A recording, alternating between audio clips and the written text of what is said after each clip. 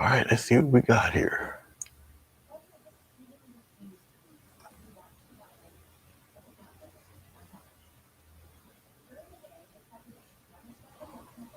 Okay.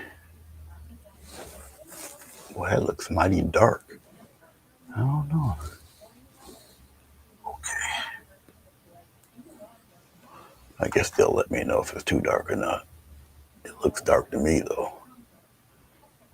I think it just might be my settings, but we'll see. I'll ask a question if they pop on.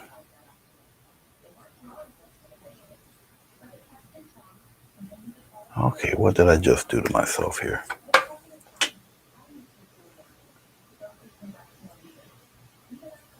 That wasn't right.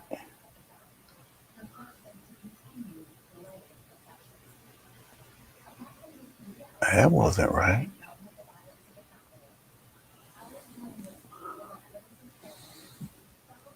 Let's do that again. Hey, Kelly. Hey, Linda. How are you guys? We guys are doing it all right. We're going to start right from the very start. Okay. Yes, I have my camera situated differently again. I can switch that up whenever I want. Hey, Madonna. How are you?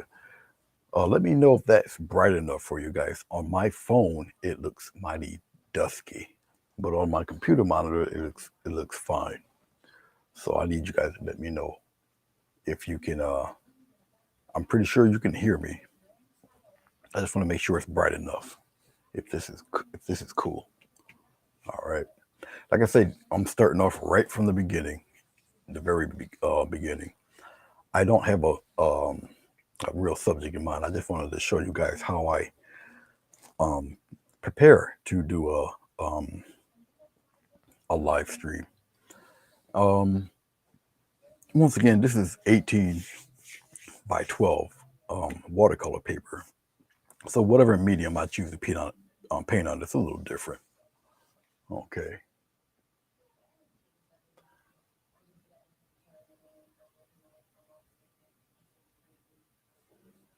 The palette's bright. This is dark. Okay. All right. Kind of figured that. I wonder how I can straighten that up because I see it perfectly fine here. I know I put a little bit of light on there. Don't know if this is enough light for it. If not, I do have another method to do it. Hey, Mona, how are you? Okay. Oh, that's a little itty bitty light. Only shines right there. That's not gonna really do too much. So I'm gonna have to straighten it up. Hey, birthday lady, how are you? It's good to see you guys.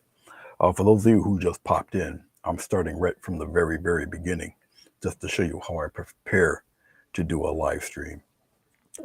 Obviously, I just get some 1-inch tape and surround it. Now I got tape looped in the back of this. This is double glued watercolor paper. I double glue it because it's a lot more sturdy, and it take a little bit more to try to bend it and stuff when I mail them out.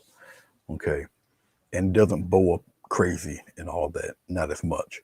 All right, now with watercolor paper, what I'll do, and I'll show it to you as I'm running my mouth, um, is that I'll take some water, okay, and I'll just spray it,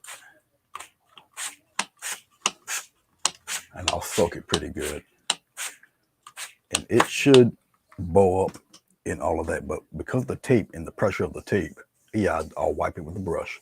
Because the tape is on it. All right, it'll bow up, and then it will, as it dries, it'll straighten back out, and so it just prevents the tape, the paint from bowing it up.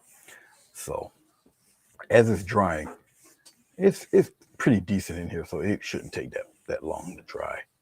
Um, so I'll just talk to you guys while it's doing it. So once again, I'm just preparing everything.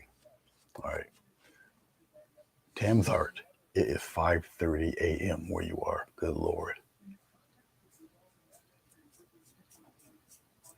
Well, if you're listening to me with my voice and it's 5:30 in the morning, have no fear. I'll put you to sleep in the next 15 minutes.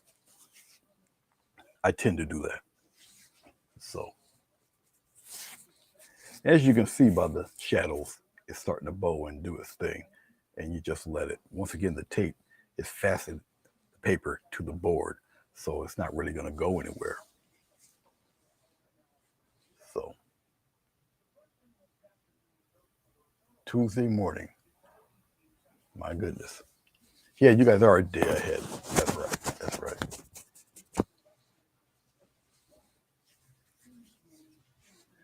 So it's just Tuesday morning there. That's cool.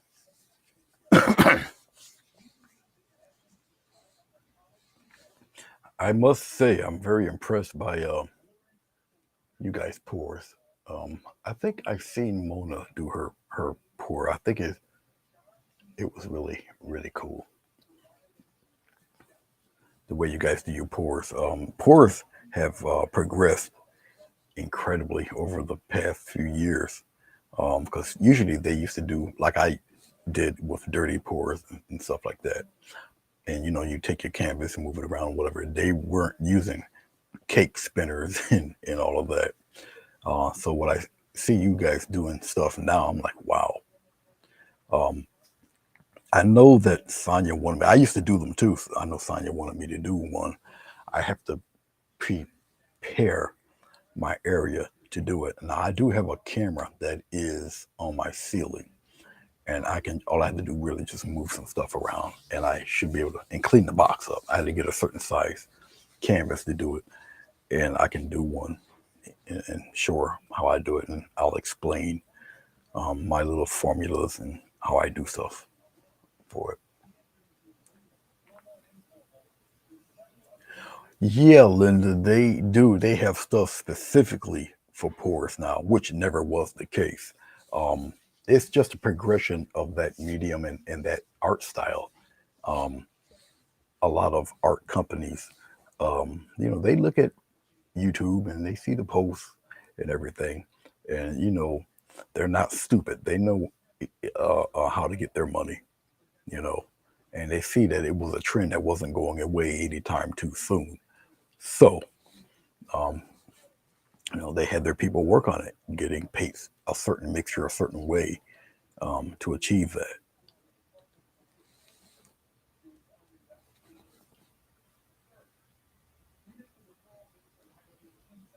1 p.m. here on Monday, and where is here at?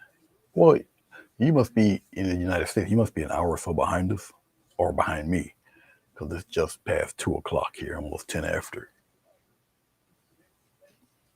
Yeah, a lot of people do fluid art. There was one lady, um, I can't think of her name now, but she actually was from my hometown of Buffalo. She lives elsewhere. I can't think of her name, but I used to watch her a lot. And she's usually on Mondays, Central Time. Okay.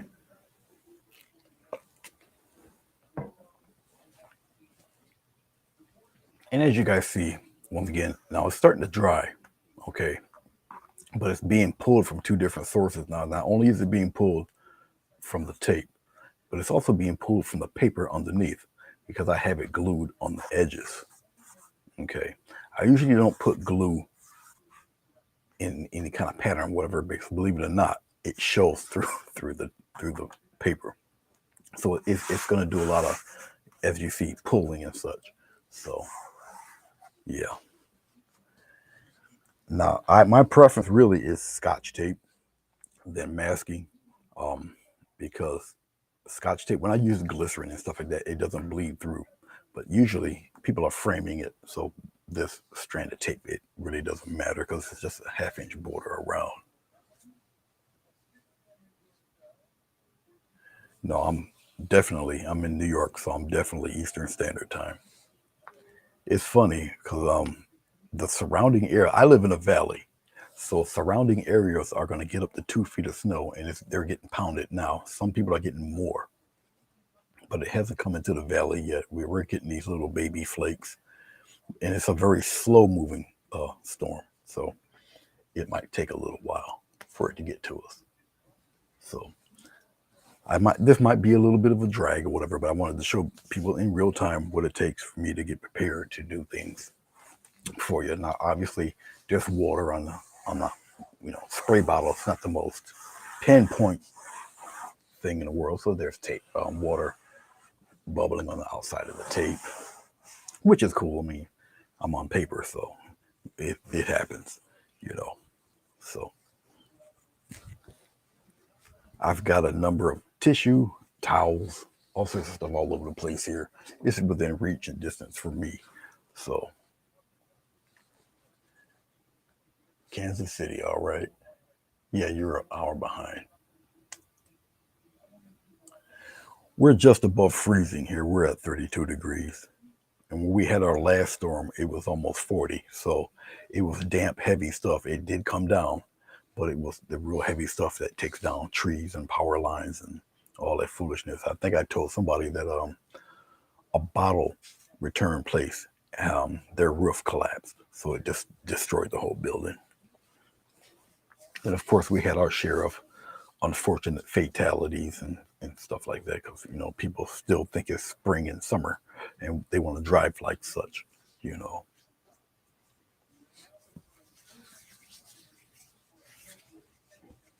And we haven't had too much sunlight. It's been overcast for the past few weeks, you know. All right. Some of it is kind of going away a little bit. As you see, sometimes if you look at this replay, you can see if you speed it up a little bit, you can actually see the paper move around and shift while the paint is drying. Okay. So what I'll do over there to your left is sometimes if it all depends if I add the glycerin on this, just the raw paper itself, paper is porous. So the glycerin will soak in. Okay. So sometimes to stop that, I'll just put some paint over it. Now I'll just use this brand of paint. I'll just use general white paint for it because once again, it's just an example. All right. And I have my sturdy do everything brush. It's about a 2-inch flat brush. I get at the some bargain store somewhere. And I will now just coat the whole thing with the white paint, which provides somewhat of a seal to it. This is eggshell color, it's not really white. This is not the one I would usually prefer to get, but it's all right. I'll work with it. It makes me really no, never mind. Its purpose is just really to coat the paper. Okay. And I'll just coat the whole thing and wait for it to dry. Acrylic paint is a funny lot. It also depends on the temperature of your room. If it's pretty warm, it's going to dry that much faster. Okay, if it's pretty cool, it's going to take that much longer to dry. Okay, so it depends on your room, really.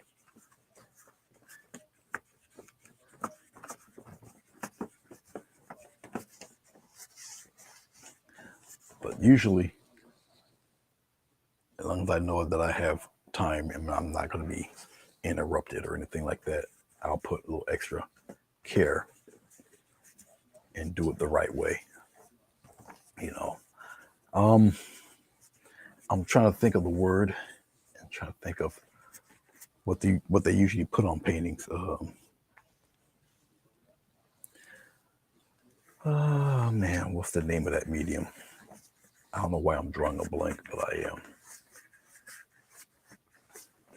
It's not varnish. Varnish is when you finish. It's like white paint. I can't think of what it is, but usually I don't buy that because I find it's unnecessary for me. But if you want to, I can't think of the term. Gesso. Thank you very much. That's what it is. I don't buy it anymore. It's not necessary. What I'm doing is fine enough. But if you want to use gesso, check this out. If you buy ceiling paint, one, is much cheaper than gesso, and two, it's the same exact thing. Okay. So just get you a can of ceiling paint. It can be whatever color you want, as long as it's ceiling paint. All right. But ceiling paint and gesso, same material, same paint, same ingredients. Okay. For those who might not know. So just use ceiling paint.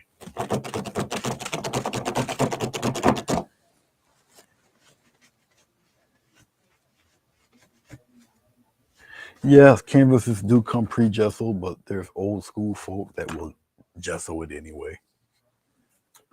Force a habit, really.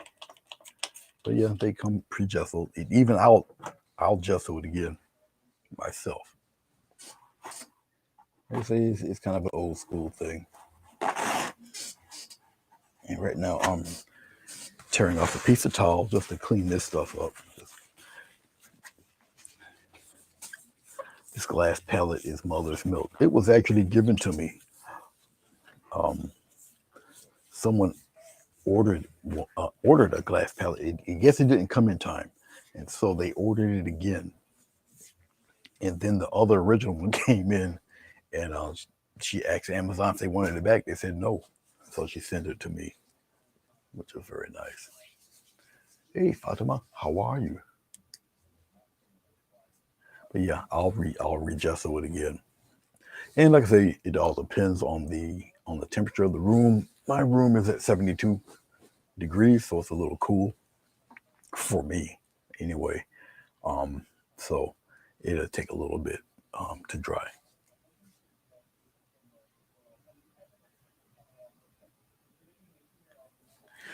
Yeah, if you stretch your own, you can prepare it any way you want. Yeah. And I used to buy that. I should buy it some more. I used to buy just a roll of canvas, and then I can cut it and shape it to any size I want. And then I can and I used to do it. I used to take some very strong adhesive glue, usually the Gorilla Glue, and spray it. I used to take foam board and just glue it right to the foam board. That was very good. That was cool. You had to buy a certain strong brand of adhesive spray to do it to get to have it to work. And usually the Gorilla Glue was the best for me to do that with. So yeah, but yeah, this thing here is awesome. It's great. And I've got many of them. What this is sitting on top of is another easel. As a matter of fact, I've got easels or pallets rather pallets. I have pallets all over the place. I've even gotten the patented Ross palette. It's on there, and I got like one, two, three of those. I got some monstrous palettes because I used to paint standing up. Oh, I understand. I understand, RV. You gotta put that time in. It's all good. Trust me, I understand. Usually, if I have to paint on a canvas, um, I'll flip the canvas over and I'll just put this. I'll spray water on the back of it. It gets it as tight as the drum, and then I'll flip it back around, tape it up, and or if it's big enough, I'll just remove this backboard and I just bring the rack down and I'll just fasten it that way. So yeah. So as I'm running my mouth, I'm waiting for this to dry. Like I say, I'm doing this pretty much in real time to show you guys, um how I do things. Like I said, this video might not be for everybody, but I just wanted to show you what I do and how I do. So if you guys got any questions, any comments or anything, type them in there. Now's the best time to ask me anything you want. And I will try my best to answer them. I had to run around this morning because I had to get a mouse for this laptop, a wired mouse. I prefer those more than the wireless ones. Then I had to buy some 2-inch tape. I ran out. Looks like I have to get some 1-inch tape, some more 1-inch tape. So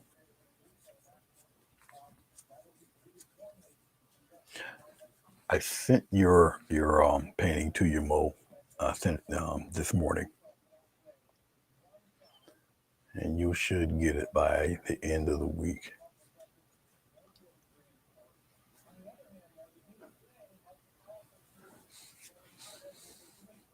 So I'm staring at you guys' comments. I usually have 3 cameras on. The other camera is on. I just don't have it showing.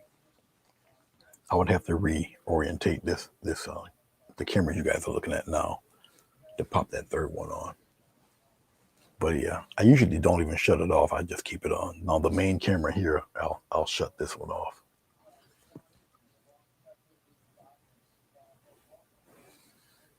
It looks like I might have to fasten. Oh, no. I know what's wrong. I'm sorry. Hold on. It only takes a second. Now I know why it looks like that. Wait a minute. Let's try that. All right. That might brighten it up for you guys. There's a little bit of delay on the phone. So as I'm sitting back down, I can see me getting up, turning the light back on. Okay. So hopefully that should brighten it up a little bit for you guys. We'll see. Do I ever sketch on my free time? No. And that's very bad because I do have a comic that I'm supposed to have done. Now it's almost going to be January.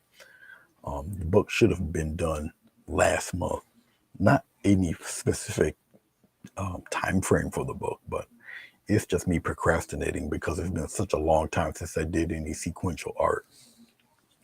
But I need to buckle down and just get to it. But if I start doing it, then I'm going to get into it, and you guys will barely see me, unless I tire of it and I want to break. Then I'll go back to the painting. But yeah, I started out as an pencil artist, comic book stuff. So I did my own penciling, inking, and lettering. So, greetings, Kat. I'm showing everyone today actually how I prepare for my projects.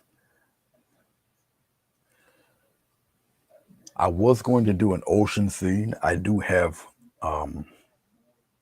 another 12 by 18. It's sitting over there in the acrylic pour box. I took it off, but I didn't feel like doing the ocean scene right now. But I will get to it. The color's already on there. It's like black and blue green. It was just paint that I had left over, and I'll just throw it on there and let it make whatever pattern, just do whatever, and then I'll let it dry. And the way it looks, I already see ocean. So I'll probably talk about making large waves, big cresting things, and stuff splashing all over the place. So it's good to see you.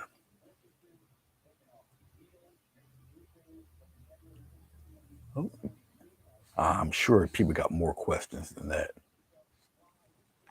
And while I'm waiting for you guys to ask me some questions, I'm going to get some of this. Now, I got the Artist Loft brand. This is really heavy stuff. Okay. There. Okay. So I use the Artist Loft Black. Really thick. I enjoy it. And I think that should be enough. All right.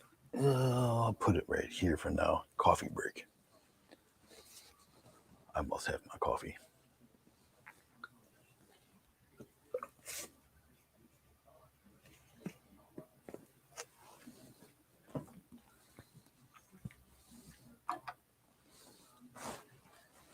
I'll use the paint without putting any water in it. I do want the paint to be fairly thick, flat, sharp, black. So it just give me a pretty interesting contrast.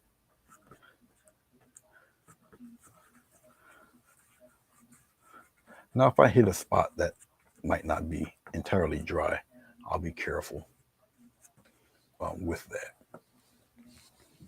But this is fairly thick paint. And so I'll try to put it on here as quickly as possible. And I'll wipe back and forth, get an even distribution of this stuff. Like I say, it's fairly thick. Okay. And I also try my best. I don't succeed all the time, but I'll try my best not to waste paint. But sometimes it kind of happens, but I try not to. Okay. I'm gonna need some more paint. I didn't think that was gonna be enough, but it's all right.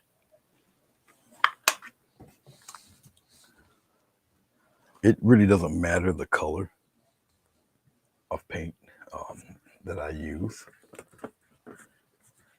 for a background or a general background anyway. But I will put it on there fairly thick so I don't have no other color shining through it. Now there is a kind of a wet spot there, and it's right there, right here. And I'll just do the rest, and I'll come back to that. Once again, it depends on the temperature of your room. Now, watercolor paper, of course, has texture to it, and you can see that when I stroke back and forth there. Okay. And I'll very lightly just go left to right, just to even it all out. And it will stretch a little bit, the paint. It will spread while it dries. So a lot of street line marks you'll see in it, it will just go away. Okay. And you really just leave it be. I see some spots where some of the paint is extra thin. I'll just wipe over it back and forth. And just leave it alone. And that should be about it. As long as you got good equal coverage all over the place, you're good to go. I do have 2 water buckets. A larger silver one here with a rack on the bottom of it. Then I have a smaller one. I'll show you guys that. I barely show it, but I'll show it to you today. Yeah, I have a bucket with a shoe rack down there for my brushes and such. But this is the other water. Okay, you can see the little rack down there. Yeah, just put a little bit of water in this for regular brushes. It did have a lid to it. I don't know what I did with that lid. That lid is history.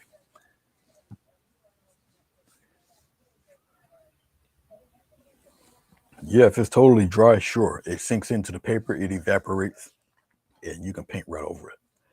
Yes. One of the good things about acrylic is that you can paint over your stuff, even if you varnished it, because acrylic paint marks up anything, which is why you can take acrylic paint and paint on glass, on plastic, rubber, shirts, pants. Yeah, acrylic paint. Yeah, you do all of that. But yeah, once it's dry, it will not reactivate. It will be dry. Okay.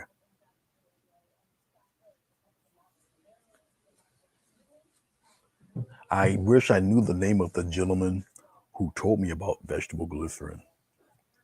I don't even know if I just don't know his name, but we spoke for a second or two, and he told me about it. And then Clive Five Art had talked about it also in one of his how-to series.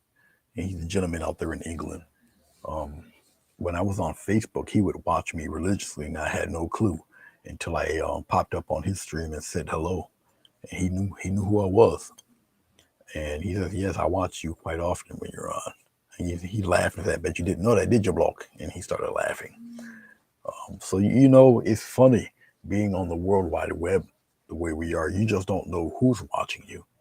Um, be honest with you. That's how I knew Gary Jenkins was watching. Who me because I had no clue that he was, especially on Facebook. I was primarily on Facebook at the time, and it's funny because Clive is just popping a video on right now. Um, the notification just popped up. But yeah, Gary used to watch me a lot. He would just sit back on his iPad and just watch me do what I do. You know.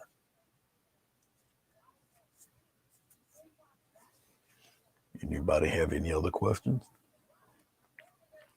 Doesn't necessarily have to be art related, but if it is, cool.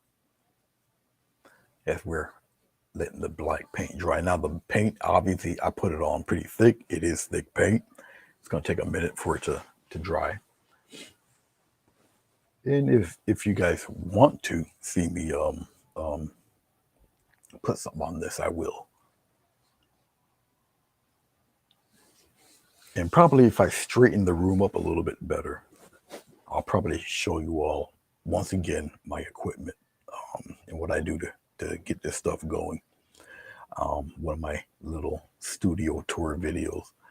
Um, and I do that every once in a great while. If I got a different setup or if I've done something a little different, then I'll show you guys how I do it. Will I ever give you a live view of shadow? That's a good question. Shadow very rarely walks in this room.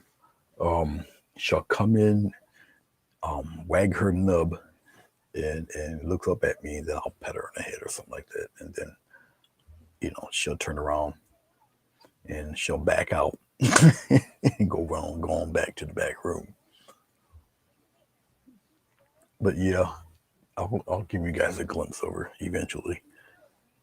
I think I did that with the other dog a few times, you know. And he would do the same thing. He would maybe come in here, but if there's like really not enough room for him, he was a lot wider and larger than she was. She is. She's much taller, but he was like a tank. So he really wouldn't tolerate being in cramped positions where he can't move around freely. So he would just come in for a second, back out, and leave.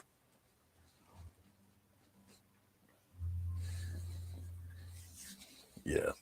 Bluto, yeah, he was the tank. He was 100 and I think at his heaviest he was like 155. Then as he got sick, I think he dwindled down to maybe a little under 100. He hovered around there, but he was dying. So yeah,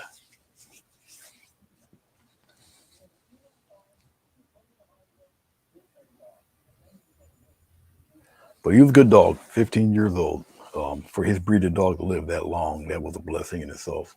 Because if he was full blooded, he wouldn't have lived that long. He would have literally lived half his life, which would have been about 7.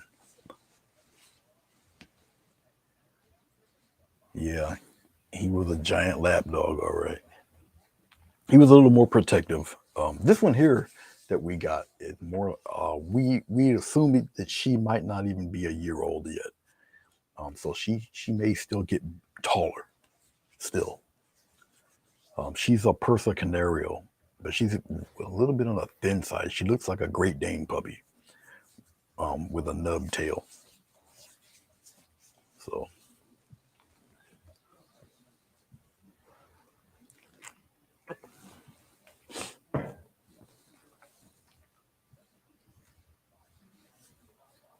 and if you guys can, I would appreciate it if you hit that thumbs up or thumbs down button. I'm clearing my notifications here. This year, for me personally, I don't think I've did this many winter type paintings ever, especially anything to do with any holidays, even including Christmas. So yeah, I did my take on the abominable snowman, and I think I did some other winter scene, I think one or two more that I have done, which was pretty cool. I don't do too many of them. All you have to say is pizza. Are you serious? When is Taco Day for you? Is it Taco Thursday or something like that? Taco Wednesday? Taco some kind of day. I was born drawing Fatima. It came from birth. I wonder if I can get away with it. Let me see something. Let me see something. Let me flip this around. I usually don't do this because it's a pain in the butt. I might have to twist it this way. So if you guys are getting dizzy, it's not my fault. It's somebody else's fault. All right, it's a picture of me. Let's see if I can get a good picture of her. Okay. Come here, silly. Shadow.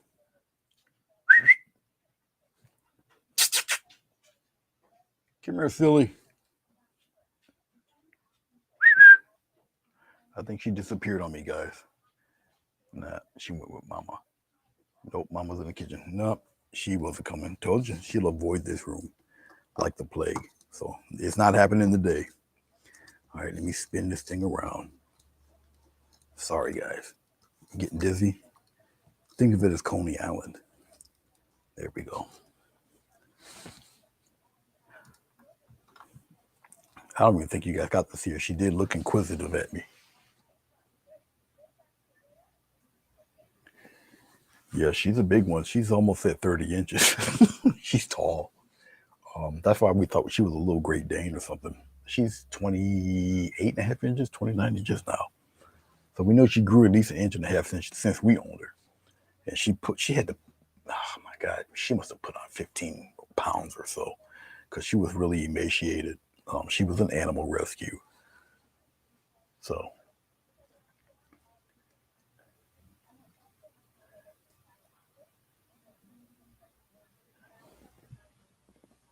yeah. She's pretty tall. The cat was sitting on the other couch and she's still there looking stoic. So, yeah, I thought she was some kind of boxer mix when we heard her bark because she was in the gate outside and she was freaking big, tall. We heard it, woo, woo, woo, woo, woo. And I automatically was drawn to her because of her bark and the way she looked. But I was in the truck and everything, and the people there were really trying to get her adopted because one, she was kind of large, and they don't usually get them that big, and it's kind of difficult to kind of house her. But people shied away because of her size and her bark. They were like, so we spent a few hours with her to just make sure she got used to us and whatnot and see if we were cool. But yes, she's yeah, this place had a lot of puppies and a lot of shorter dogs and everything. But then they had this monstrosity in there. So, and I think that if you get a dog and the dog gets used to it, then you end up realizing that the dog's too big, whatever. Then you end up bringing it back. That's kind of hard on an animal, because they get attached to whatnot. So now we got her for better or worse. So she's here with the cat. This paint, believe it or not, still drying. Okay, I guess I can flip you back around now. There. All right. Let's get rid of some of these. Any other questions? Like I said, this video might not be for everybody because it's just really me just running my mouth and showing you more or less the quote unquote boring aspects of getting this done. Usually, also depends on my energy. If I feel like doing it, I'll do a few of these. I'll paint them all sorts of color, or I keep them in white or whatnot, and just have them prepared. So I don't even have that plugged in, Sonia. It's here, but nah, I didn't plug it in. I thought about buying another toy, but we'll see. It's called oh, what the heck is that thing called? As a matter of fact, I don't want to guess the name. I got my other phone here, and I'll get the proper name for it. There it is. Yeah, I thought about getting it's called the Atmos Ninja. They got a number of them from 1 to 5 or 1 to 7. And what it is a monitor that also records. So let's say if you guys see the double screen there, or if I choose to put the 3 cameras up, it will record from that. I just have to bypass one of my inputs and put it into the recorder itself. And then it's got to record out. So it would go back into the computer or back into whatever. And then instead of being live, I can record it and it can record the three cameras and whatnot. And I can put the audio cord in there and just do it like that. So I would record it just like I would um, record any other tutorial, and then I would just do it for pre-record, and then I can just edit it on the computer and do whatever I need to do with it. But I really thought about buying that, but it does cost quite a bit.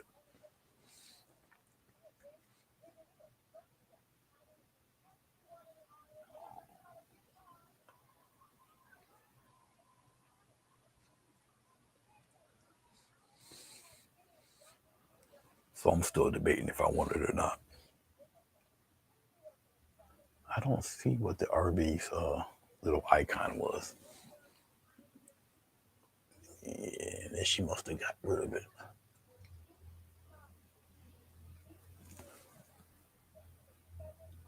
There's a face in my background.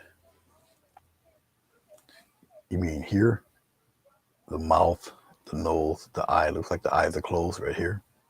That is that what you're talking about right there? It's a ninja.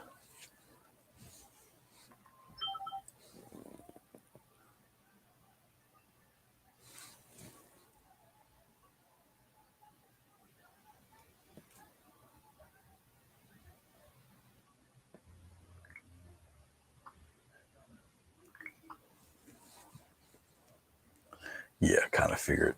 Yeah, I see it here in the computer. Looks like a sleeping Buddha, but it's right here. His forehead would be here. His nose, the one eyelid is closed, and the other one is closed because here's the indentation of the eye going out. Got the divot for the shadow of the nose and the mouth right here. So yeah, I see it. The chin. Yeah.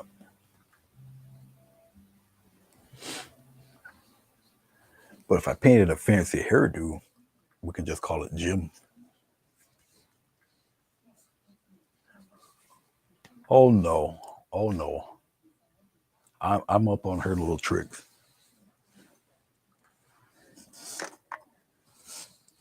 Fool me twice, shame on me, right?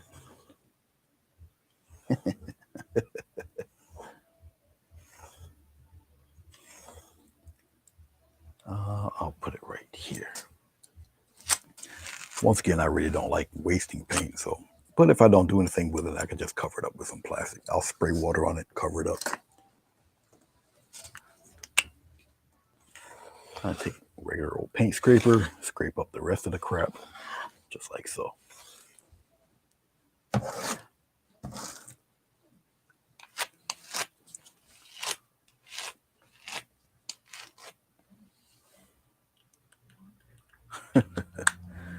Listen, yesterday was her birthday. She could have cut up all she wanted.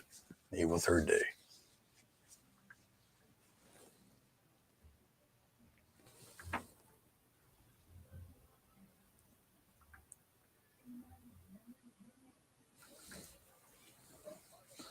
Do I have a favorite color? Not necessarily.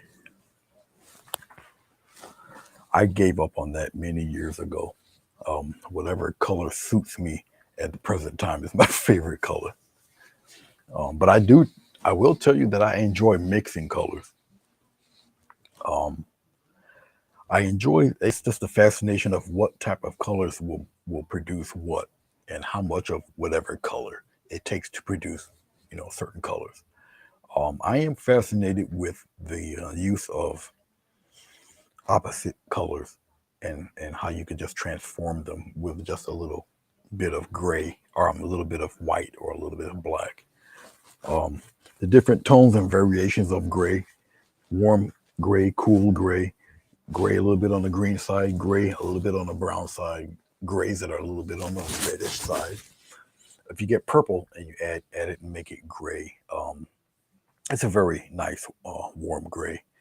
Um, and I enjoy how it looks when you add other colors to it because it's a neutral color no matter what version of gray you use. Um, and it's great, and whatever special effects you can do with it, whether it's oil paint or acrylic, you can pretty much do the same type of effects. You know,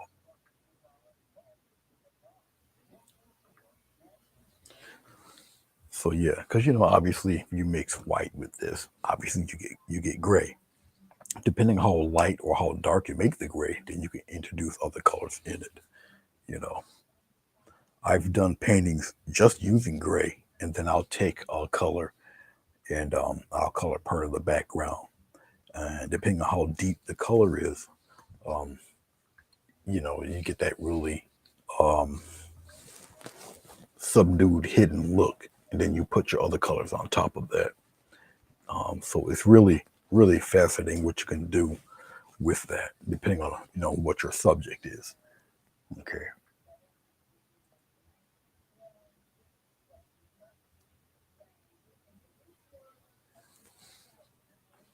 Oh, I expected that one, Linda. Eventually, that would pop up. People used to ask me, why am I called Grayscale? Um, One is a play on my name, obviously, Gray. Okay. And then obviously, grayscale is the unit of hues and tones that you measure your colors with. All right.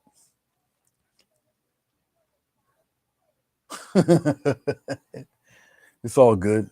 Oh, no, no problem. You know how many times I had to explain my name, you know, and some people actually thought it was my last name, but it kind of goes with the territory.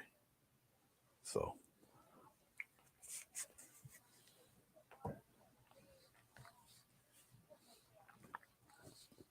I just can't believe I actually got people here literally watching paint dry. But as long as we keep the conversation going, like I say, ask me anything. This is the best time in the world to do it. Okay, our tiny snowflake has multiplied out here.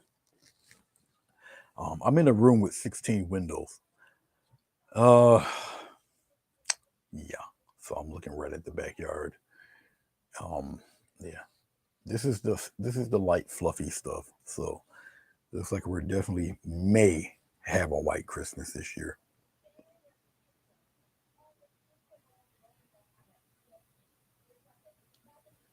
Well, thank you, Linda.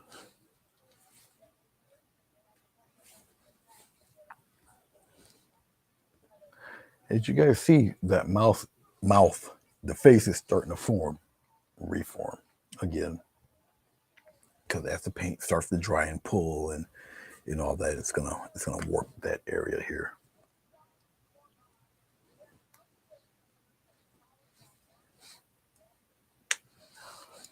The gentleman that is doing the majority of the work has family in the Ukraine, so he's out there.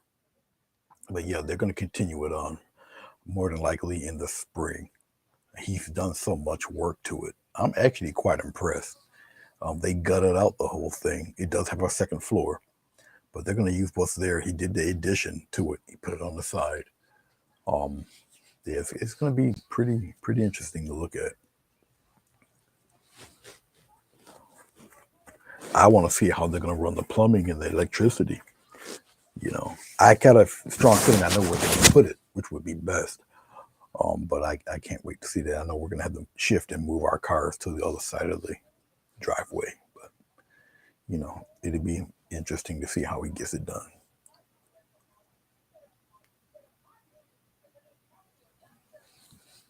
No, I'm not painting that garage. It's definitely not appealing enough for me to paint.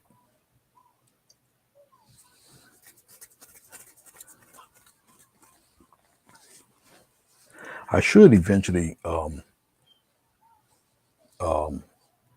do some true watercolor pieces.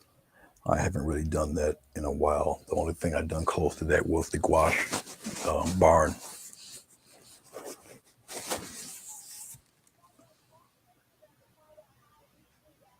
Oh, paint the face. Yeah, no, I'm not doing that. It would be relatively easy since it's all there. But now it looks like he got punched in the face by Mike Tyson. It's all indented over here. Um, Actually, both eyes are shut, so then it switched. See, he's starting to do a thing now. He got a grimace, so he did get punched by Mike right there. I see it. Are my classes DVDs still for sale? Yes, they are, Madonna. Yeah.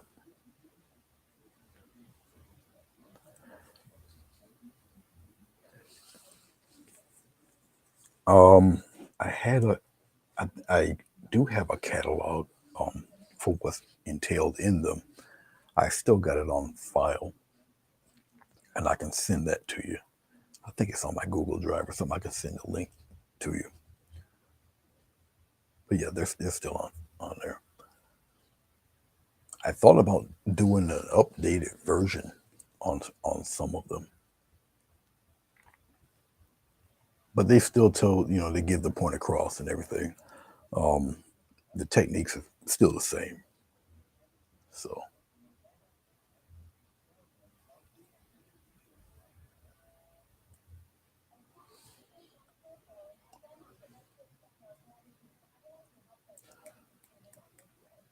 all right, Fatima and Madonna. Okay, as long as I got you guys' email, yeah, I can send it to you. And what you would do, because they're very large, is if you guys chose to purchase any of them, they're very large, they're high quality. Um, when you download them, I would put them on a USB drive or something that you guys can keep them forever. Because some of them are like 5 gigs each. They're pretty big. So yeah.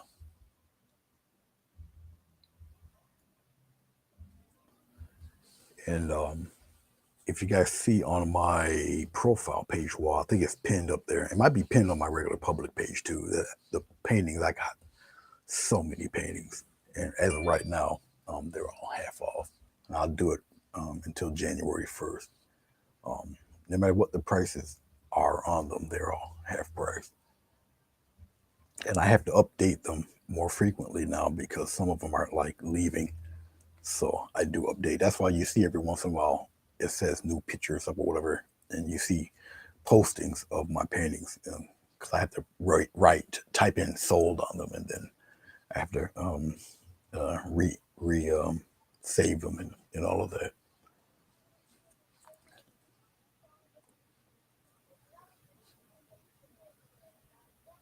I gotta write that down right now.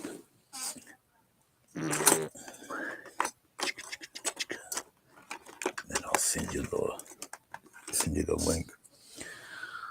Mm, Maybe for Christmas I'll buy me a chair that doesn't squeak. How about that?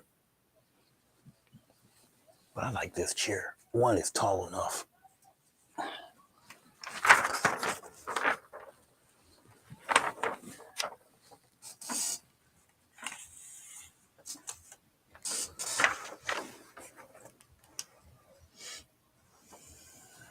Okay, Madonna.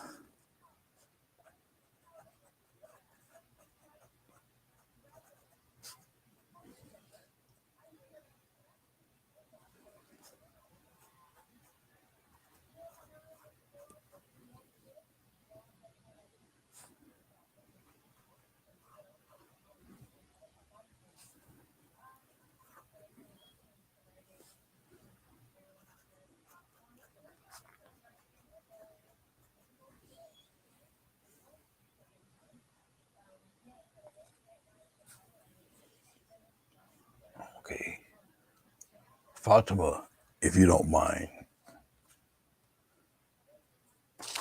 if you can type in your email address, I'll send you the link.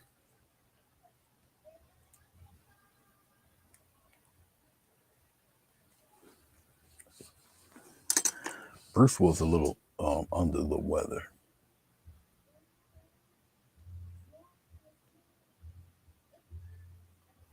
so I don't think he could.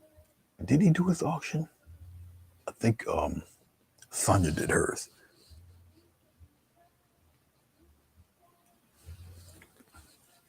The last time I ever participated in an auction, I believe it might have been with Bruce, I think. Because I did a few with Kathy's Corner, which was awesome. That was fun. That was cool. But I don't think I've ever did one on my own. I don't remember if I did or not. Right, he got sick. Right. Well, he's got to be doing a little bit better because I see him back at the brush, so that's a good thing. As you can see with thicker paint, okay, well, you guys can physically see it. It's starting to tack up, okay. There's still little wet spots in there, but it's starting to tack up. All right. But now you see pretty much what it takes for me to get these going. Usually, if it's a little warmer in here, this would have dried. It's tacky. I can work with this right now as it is if I desire to, but I'm gonna wait a little while because I didn't put any glycerin or anything on it. It's natural thick paint, and so it's gonna take a second or two to dry. Also, let's say if you do a painting on watercolor paper and it looks like this, even when finished, you take a towel, right? All right, you put it over it. You take a very warm iron and you just iron it flat. And yes, it does work. You just iron it flat. Takes it takes maybe 2-3 minutes, and then that's that. It irons flat. It will stay flat, and off it go. If you would like to do that, but yeah, that does work. But believe me, put a towel or something over it before you do that, and make sure your paint is dry, and don't put your iron on lava hot. Okay, put it on warm, and you just go over it and just iron it. Um, yeah, and no steam, please. No steam, just the heat and the weight of the iron will do it. Flatten it right out. Okay. I'm trying to see if I got an acrylic pour hanging on the wall. I can show you guys what I used to do. Um, yeah, I think I do. While this is drying, I'll show that to you. So let's put this on.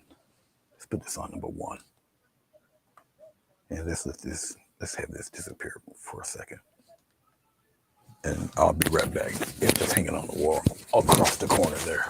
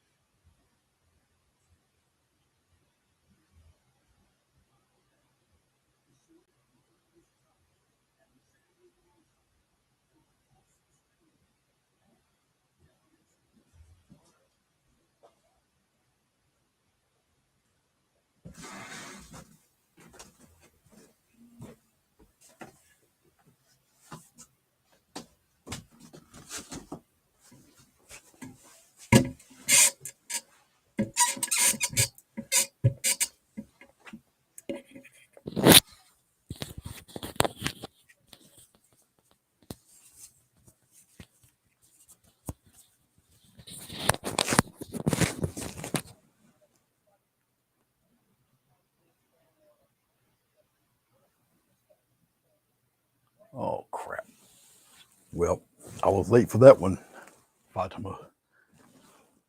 I tell you what, hold on, because my memory is horrible. Hold on, Fatima. There you are.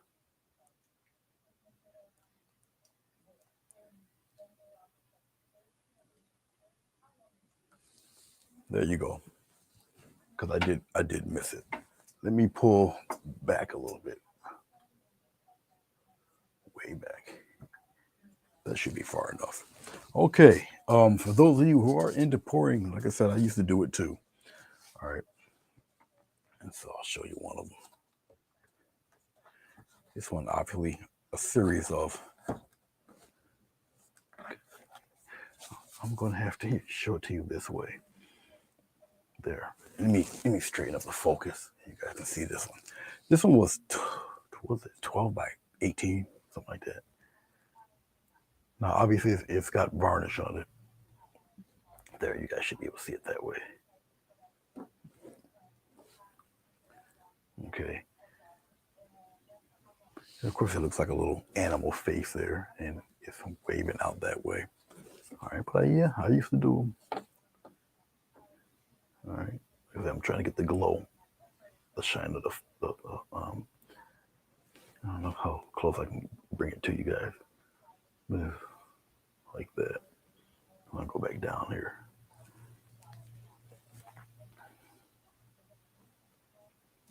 Surrounded it in black.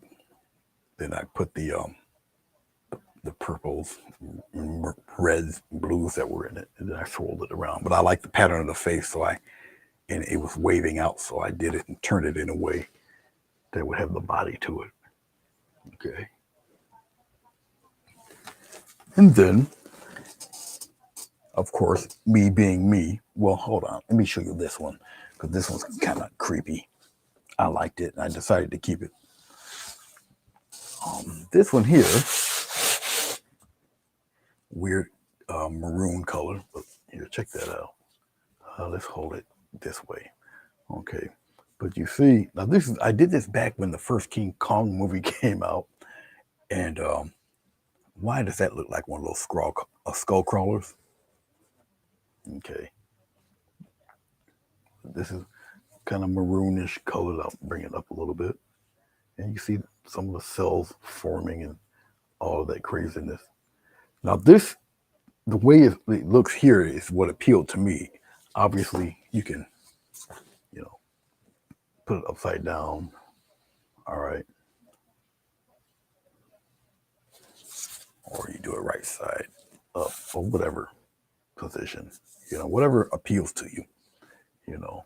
And for me, it just appealed that way because it was like the skull crawler's face. I'll get commanded of the English language again. I got to go opposite. But this is some of the stuff I used to do. Okay. And I enjoyed that one. I like the way it looked. And it's textured. Okay. So it's pretty neat. Pretty cool. Yep. And these used to, I thought I hung them up. I didn't. I took them off the wall.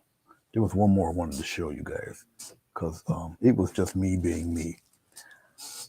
This one appealed to me. Now, this one has glitter in it. Okay. Yeah, check that one out. I'll definitely bring it up close. This is, I'll bring it up close as I can. I'll put the focus on it. I'll just keep it about this close. Okay. And you see I added the black paint. Okay. I can bring it up closer so you can see the pour in it. But I just added when I taped it, when it was dry, I just took tape, blocked it all off, and then I put the flowers in it. Okay. And then after that, when the flowers were dry, I just took black paint and then I painted the shadow work all in it. Whoops. Okay. So it gives you that weird, funky 3D effect. If I put it closer and I pop the focus on it there, so it won't look too nuts, you guys can see some of the work. It's gotta go this way and this way. and that way.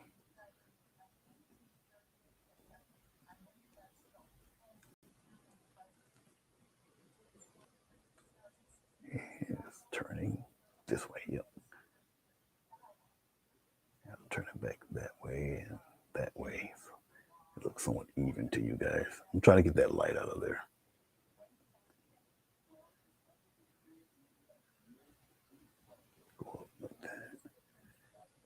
It's weird maneuvering it around the camera lights. This is what 18 by 24. So this is obviously a bigger one. Okay. You're not going to see the glitter. The glitter is all through. Shiny glitter and lights and cameras are not the best bedfellows, but it is in there. There's glitter all through it. Okay. Yeah, there's glitter. I put the glitter in the initial pour, and yeah, it's silver glitter. And like I say, silver glitter and lights. Yeah, not the best bedfellows, but they are in there. And I used to once again laugh at people that did acrylic pours until I started doing them, and then I was doing dozens of them. Um, but yeah, okay. I think we can mess around with this. At least I'm going to. But I wanted to show you guys that. All right. I probably will show it to you this way instead of putting the palette half and half because you guys can probably see it better if I did it like this. All right. Thank you, Fatima. I'm going to write it down here. Where's my pen? Once I'm done with this, then I'll look for the advertisement. I'll email them to you. Because I think it's on my Google Drive. Let me just write down her email real quick.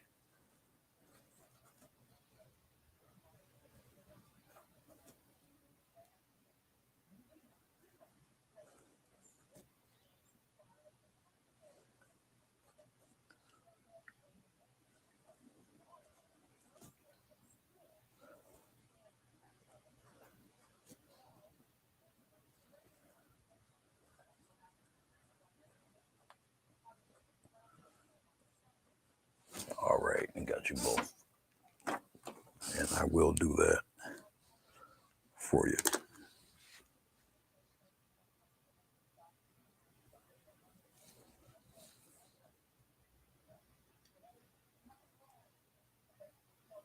Oh, you could see the glitter. Okay.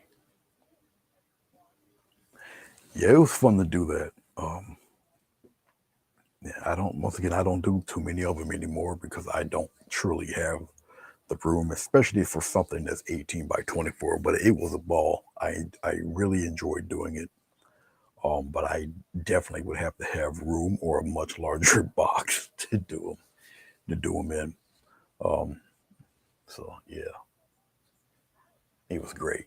Okay. Uh,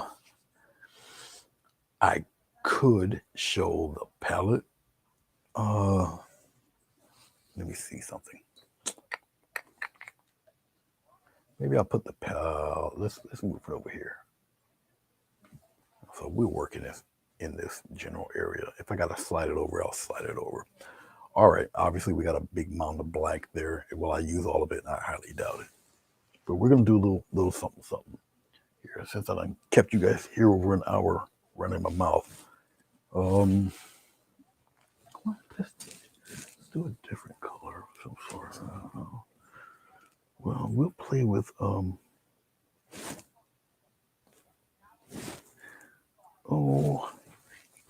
let me think. Let me think of something here. We're pretty cool. You know what? Let's do something a little different, guys. Because it's not like I got a lot of whatever to do today. So let's do something a little different. I've done something like this before. I don't know if I can do it now, but we're gonna see. And plus, if it messes up, I can always cover over it. Let's do something different. In order to show you guys what I am going to do, let's make this disappear. I won't need this yet. Where did that go? Bye-bye.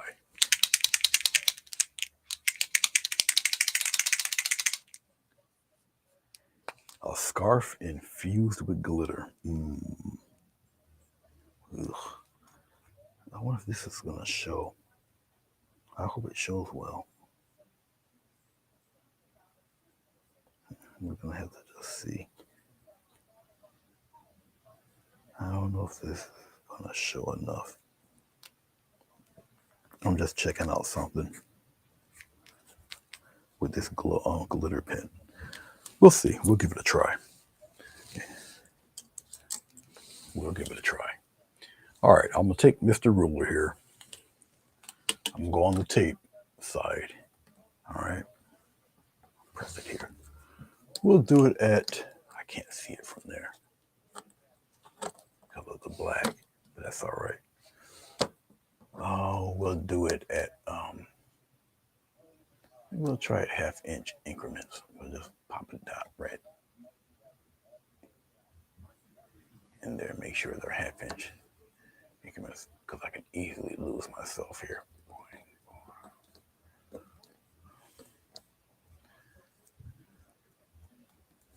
I think I got it here. It's been a minute since I did anything like this.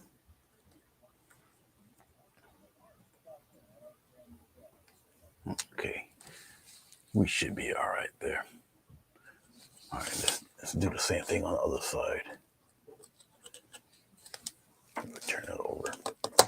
You guys may see my arms, my head. So sorry about that. Let's make sure I got it even to the other side, and then we'll just put the dots in there. That's not right.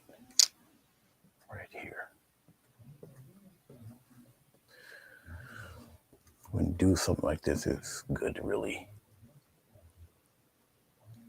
keep it as even as possible. Okay. We should have that. We should be right with that. We're about to find out right now. I do stuff like this. One, it keeps my interest. Okay. It does. And we'll go right across. Make sure you move your freaking finger, dummy. Something like that. And we're going to do this all the way straight down. Get your fingers out of the way. Just like that, go right across.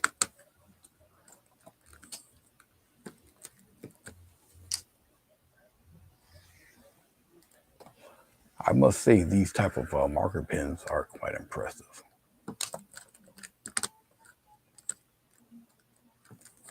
Let's start over here. Go this way.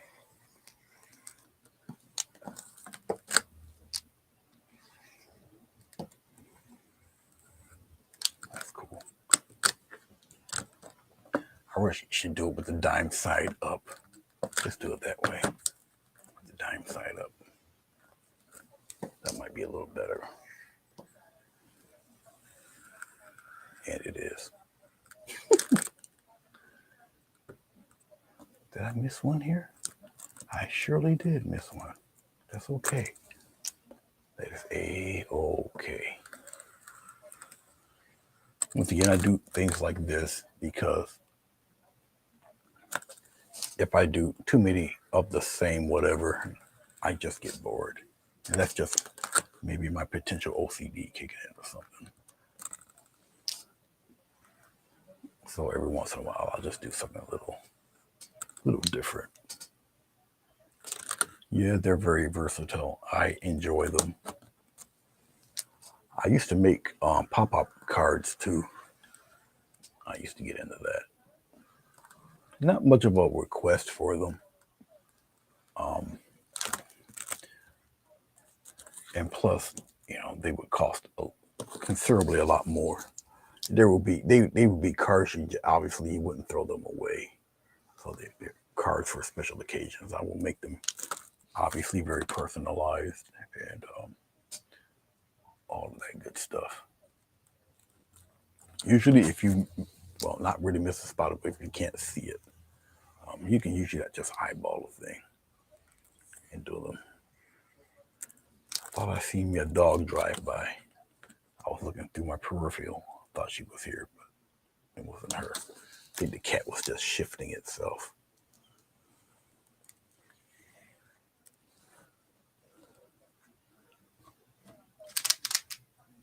There we go. Let's do that again. That's better. If you're doing a number of lines like I'm doing, it's good to just twirl your pen so it doesn't really, your marker don't settle into one certain shape. I gotta get this stuff moving there. There we get some. Whoops. Here we go. And I gotta slow it down a little bit. Slow it down.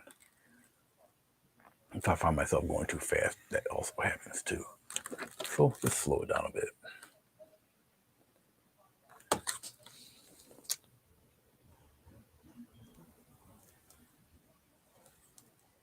Slow it down. The reason why I have dimes on the bottom of this is because if I do any type of inking or anything like you see right now, it raises the ruler up a little bit so it doesn't smear.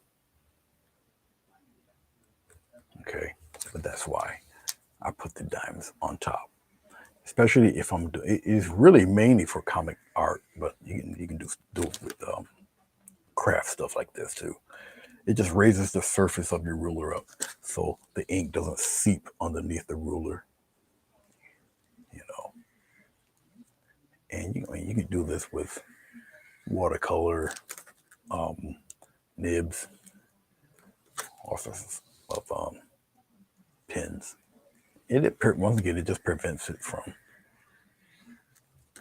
the ink or the paint seeping underneath, and you get blotches, and then you call them the crisis hotline and everything. So I'm just trying to help you prevent yourself from doing that.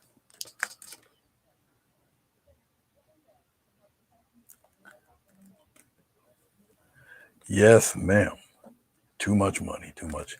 And you put your time and your effort into your art, and then people want to pay you $3 or something like that. No, no, no, no, no, no, no. Usually, when we get paid for our wares, it's usually going into buying more equipment, more paints, more paper, more canvas. Some people, they seem to fail to understand that. But yeah, it is what it is. So yeah, I can truly understand. Um, I understand the struggle is real. All right, I'm gonna come here from the bottom. Can you guys see me at the direct bottom? No, you cannot. But what I'm gonna do is I'll do it right from here. Well, no, because I can't see it. I can sort of see it. I'll just do it right here. All right, I'll do it because of the sake of time. Once again, I'll just pop the dots. I'll do it an inch across this time. All right, just an inch over for each one. You probably see my head and my back. Nope, that's actually quite even. We're gonna do the same exact thing up here. Okay, the snow has fallen a little thicker as I'm doing this and talking to you guys. I'm doing this on the tape.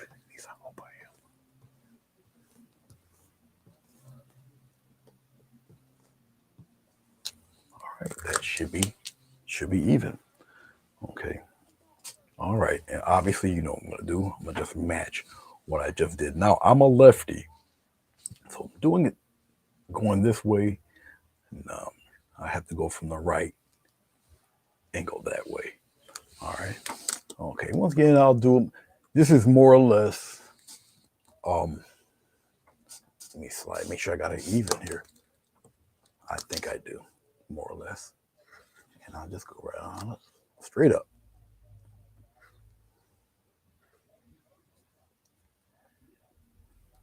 Slow it down a little bit. and just move it over. Like I say, it should be even in a perfect world. Okay, the paper's warped, so it might look a little crazy. I gotta just press it. Now you guys might see my back. I'll be aware of that. I'll just press it a little harder here. There, get a little straighter. And that's only because it's bowing because of the tape. Okay, that tape wasn't going anywhere if the paper is shifting. Like that. Like I say, every once in a great while, I'll do something like this. Like I say, today I don't have much of nothing going on, so it's early enough for me to run my mouth and to talk, answer questions. Let me look and see. Hey, Sugar Plum, how are you? What am I doing today? Well, today we were literally watching paint dry, Sugar Plum. I was showing everyone the process of what I go through to do a live stream, how I prepare everything. Every once in a great while, I'll do something like that just to show people my method and how to do it. And if what I do can help somebody else out, awesome. It will be time well spent.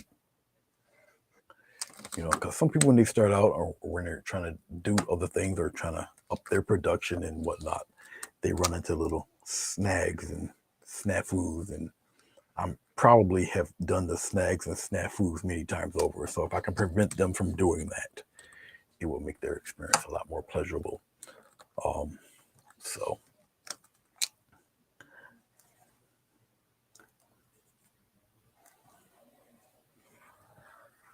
okay, I see my paint. It's not really getting thin, but obviously it's a felt tip, and I'm rubbing it against the edge of the ruler. So obviously bits and pieces are gonna shred on you, and that's what it's doing with me. But it's okay.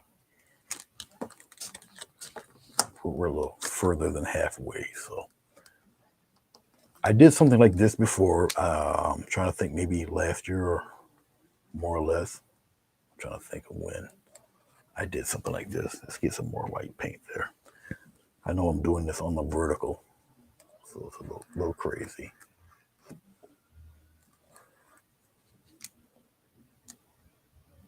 Go over it a couple of times. And what's going on is that it's cutting into the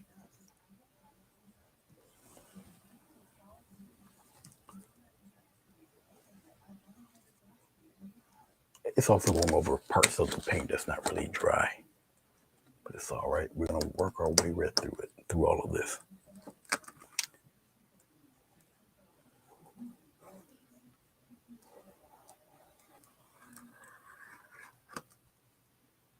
Yeah, that's exactly what's happening with her. Here we go. There we go.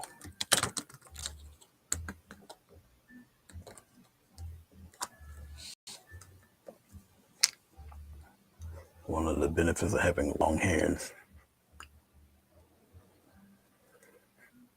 If you find yourself going over it a few times, it's probably, there we go, being worn down in one spot. Okay. I will take my ruler. I got a towel on the edge of my lap here, so I just rub the edge of the ruler on my towel, clean it up a little bit. Also,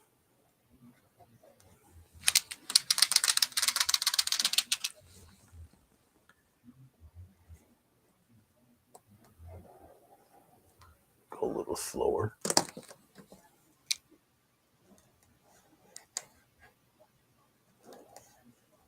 I can usually tell when it's not drying up. It's just the angle of me doing this.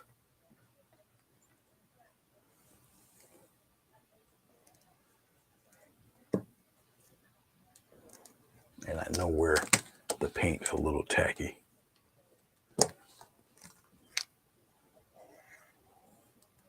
And I'll just go a little slower. And we're almost there. Got one more to go after this one.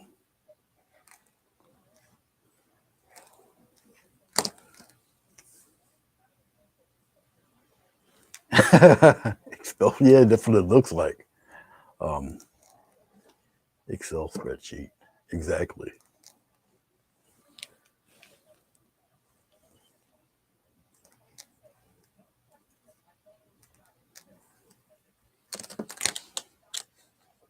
This last one here.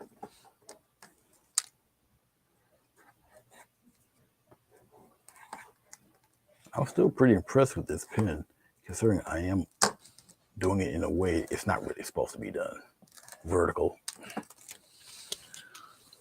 But it's pretty good, doing all right. Now here's the part that's really gonna drive you guys crazy.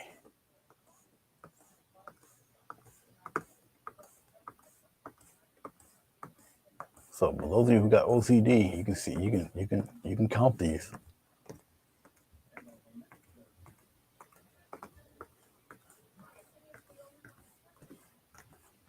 And yes, I'm gonna do every one.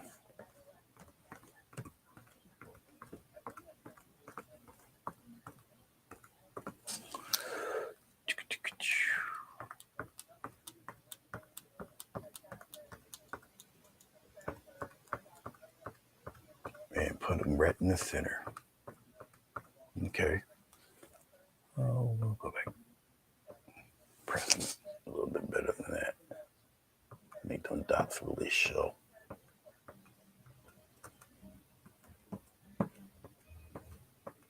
I'll turn the pen around every once in a while because even if you do this, it is felt. It's pretty tough. You can actually press an indentation on them that it only seems to work when you hold it a certain way. So what you do is you move it around so it evens out. And it saves your pen tips too.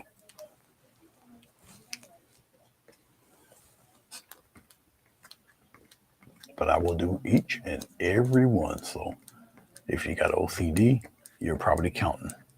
So don't turn Rain Man on me.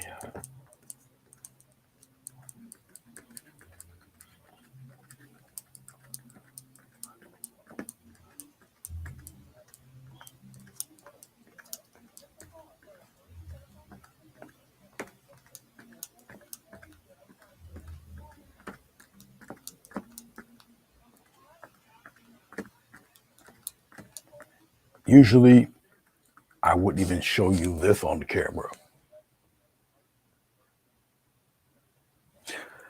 Oh, it's a white acrylic Funsel's white acrylic marker,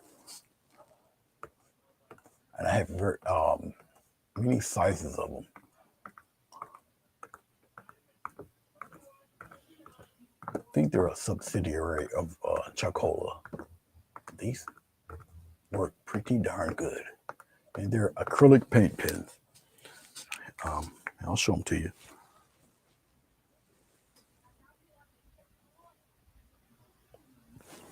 And of course, once again, let's focus this. Let's put it right here. This focus. You guys should see it.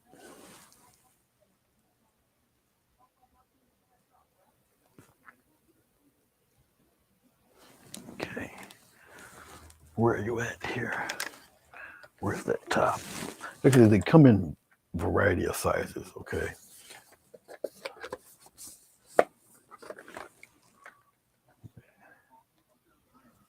Okay. And you know, you see what size they come in. And I'm using the one here, the 6 millimeter. I'm using, I believe.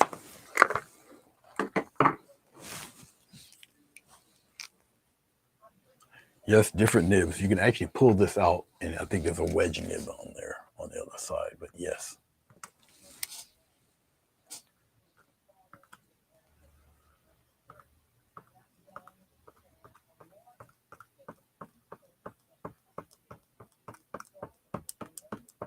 Will this remind you of that game where you put your hands in between the and you put the knife in between your fingers? Yeah, don't do that.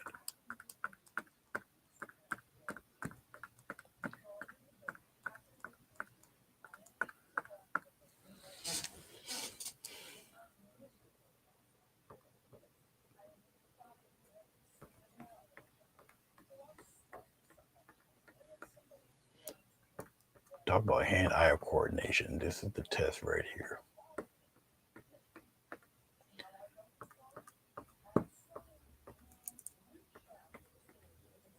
That one's a little high, but it's all right.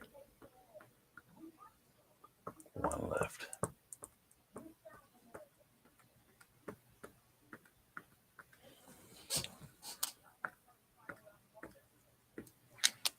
And there we go. All right. Okay.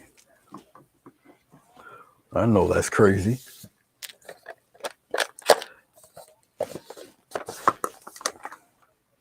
You want to see what my eel look like? Or, yeah, my palette. Look at that. All right. All right.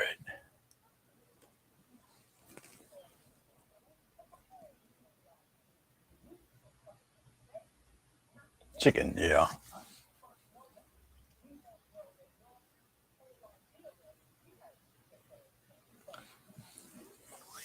Yeah, I have a few of those too. Um, yeah, I got a few of those also. All right, let's get to the fun part. Obviously, with a black background, I really don't have to show you this. Not unless you guys want to see it, because I can just move it over. So it's up to you guys. All right, the last floral I did was what? Um, you know what? Let's use orange. We'll play with orange. I haven't really dealt with orange much, so we'll put a batch of orange right there. Orange is semi-transparent, and with a black background, you know you're gonna have to beef it up a little bit. Okay. We'll put it on the opposite side of that black. We'll do one of those numbers. All right. Let me see something here. You guys are still able to see that. We'll just take that little light spot out of there. Okay. My my my phone has a little bit of a delay, so I'm looking at it, make sure it's all right. Okay. Deep green permanent. This is brand new green. We'll mess with this. We'll put it over here on this edge. Yeah, we'll put it right there. Okay. Well, let me show you these two. I went to a dollar store and just for, I don't know, just because, I went to their little so-called, you know, little artsy section. Okay, you know, they got crap for kids and stuff like that. And so I went strolling through there, not really expecting to get anything.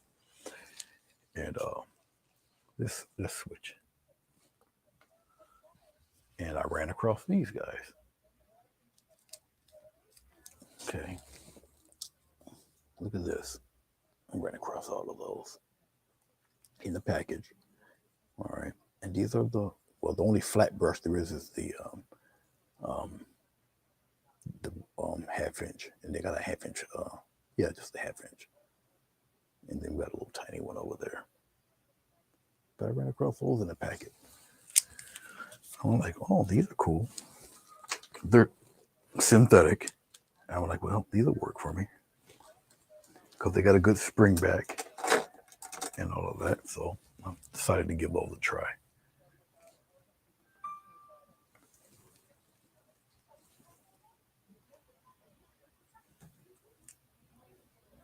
Oh, okay. Good news. I just received good news. Nice.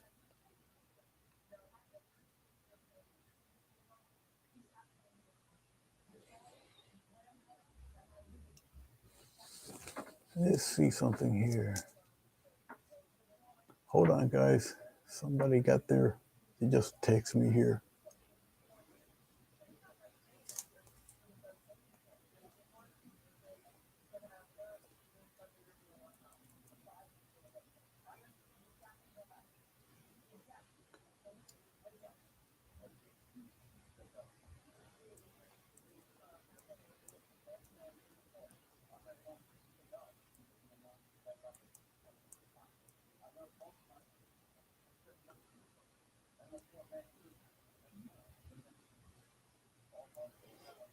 Uh,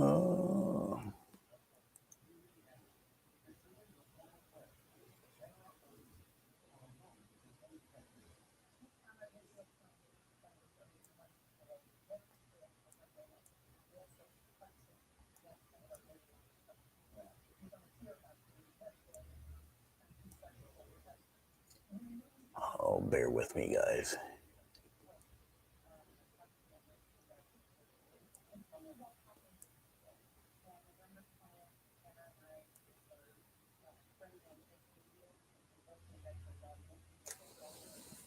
All righty. Man, got that in record time. Must have flew it over there. Telecon's good, yes. It's Tecon. Tecon. I think it's two Ks, but yep, I know what you're talking about.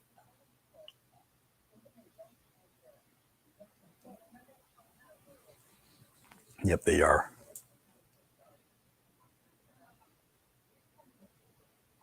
They are good. All right. So let's get on with the festivity. Let's do. We're gonna start off with the flower. At least we're gonna block it out. And I guess I'll use the well. Yeah, I can use the new ones. Let's see how they work. The brand new ones, and plus I get to stain them up and everything. Of course, I put the brushes. They're synthetic. Put them in water, loosen up the bristles and all of that. Okay. All right. Let's get on with the festivities. Let's pull some of this orange out here. We need some white to. Now, the reason why I'm adding white to this is it's got to compete with those opaque white markings we have up there. Okay.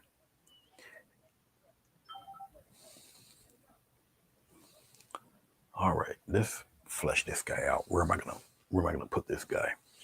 Um, I'll probably end up zooming it in and whatnot. Let's kind of throw it in this way. Let's see what we're gonna do. I have a habit that's not the greatest of making them a little too small, so we'll give him a little bit of steroids there. We'll blow him up a little bit here. That snow's really coming down too. It's not playing.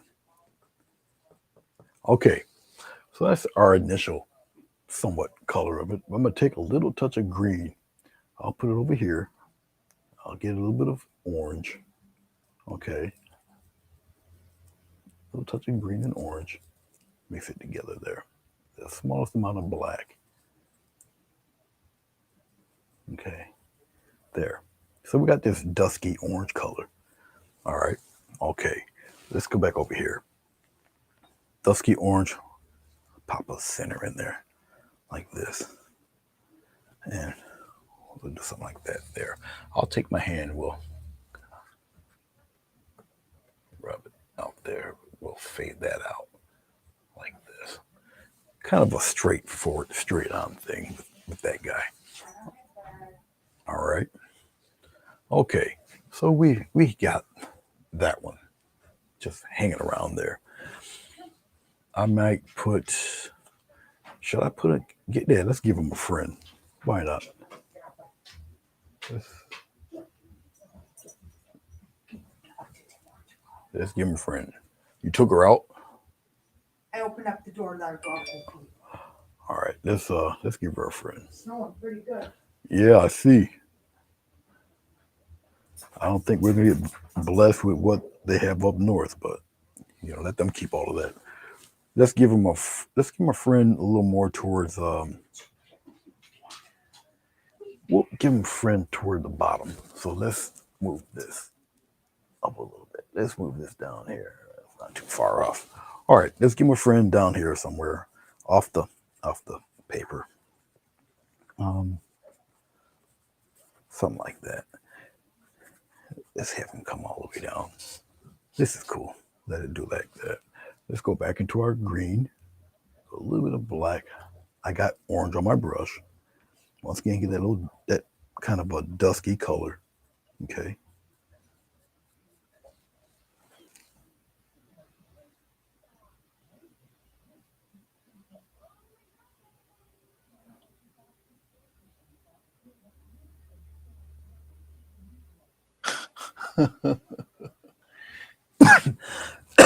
Texturizer cat here. Funny. We'll put him at the side like this. Um,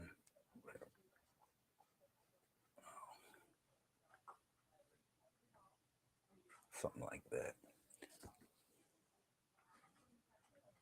Okay, that's cool. We'll do it like that.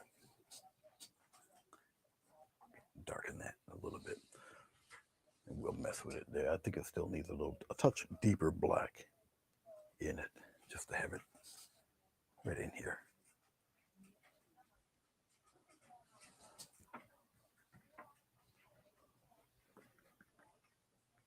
We'll kind of play around with it like that. All right. Okay. Do I need to add any other stuff up in there like that? Not necessarily. So we're going to keep those two up around that area like that. All right. I really should put a. We'll do one more. I can't really keep it at 2. All right. I know I didn't get rid of the black off my brush. It's all right. We'll put like real simple, something like that. All right, and we'll make a play off of this. It'll be some kind of half a bud of some sort right there. All right. Okay. Let's raise it up a little bit, just like that. All right, we'll move right on along. The synthetic brushes are pretty neat because once again they got a springiness to them. Okay, especially for this type in this technique of floral. All right. Hair is great for mixed media. Wouldn't be my hair, not unless you're looking for Brillo, but my hair is too short, well, especially nowadays. Okay, once again, we have our orange and our white mix, semi-transparent. You can still see a little bit of the background in there, but that's okay. That's fine. That's cool. Let it do what it do. It's all good. All right, I'm gonna put this brush over there. Let's go back to let me see if we got a 1/2 inch brush in this. Right? Yeah, we do. It's kind of long, but we'll work with it. I'll test them out. If I like them, cool. If I don't, whatever.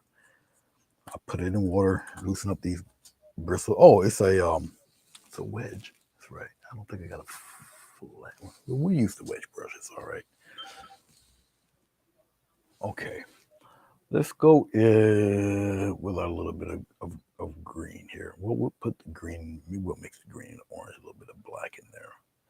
All right. Okay. I'll dip a little glycerin in this. Let's get some more green. And a little touch of black, a little more black in that. I just want to deepen the green. All right. So we have something to play with when we go to highlighting. All right. All right. Let's go with we'll come down here. We'll do this one. We'll keep this one kind of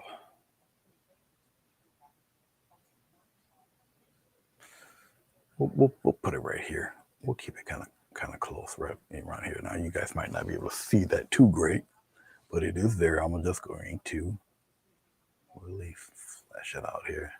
What I like about this brush already, well, one is brand new, so it's going to keep a really sharp edge to it. It is a little on the transparent side, but we're going to fix that later on. So we have one there. I'll dip a little white into it. It's going to turn it kind of grayish, but that's okay. Once again, try to hide. Let's do this petal over again. We come out here like this. All right. One, you guys can see it a little better. Like that. And I'm just fleshing out this guy. All right. Now you can there. Now you guys can see it hanging out there. Once again, I'm just kind of fleshing these guys out. Let's get a little touch of white, touch of black, touch of green. This is more for you guys to check it out and see it yourselves. Let's go over here. I wanted to do something a little different on this side, okay? So let's forget about that bud over there. On that side, we'll cover all that up. We're not going to concentrate on that. We're going to do the leaves here. Let's put one right here. Okay, just like that. And we're going to come around and we're going to add our, once again, I'm just filling these guys out with some nice size fellows there. All right, more green, a little bit of black, which grays it out a little bit, and a little touch of white, some more green in there. Okay, a little bit of glycerin, it loosens up the paint. So we have that hanging around. Let's come over here, and we'll get some kind of curving like that. So we'll put the bulk of the leaves in here, like that. We'll come over here on the side, like that. And we're gonna have one connect, go straight downward. Yep, you guys can see it right here. All right. These synthetic brushes are pretty cool. Touch of white in there. Once again, this is really for you guys to check it out and see it yourself. A little bit of glycerin. I know you see me tapping and pressing. Then I'll pull it toward me here. All right, we're gonna come out here and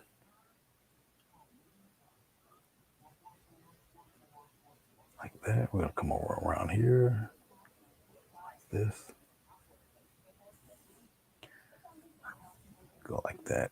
We'll bring that out a little bit more. Okay. Okay. Let's put another one in there. Here, let's take this one. You guys can't see that. Let's move this over for 1 minute. While I got this color here. While I got the color, might as well take advantage. Come out here, spread it out, and then we'll just come on down. Boom, like that. We'll do another one here. Come here, spread it out. Boom, and kind of wiggle this way. Yeah, we'll add whatever to that, when we get to it. All right. Anybody got any questions? Hey, Mona. Hey, Larry. How you doing, Larry? You guys did great. I really enjoyed it. I really did. It was awesome. Okay. 1, 2, 3. 1, 2.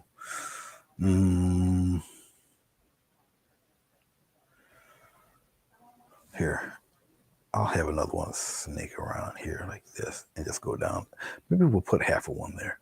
So we'll come like this and have it come upward. And we'll do this.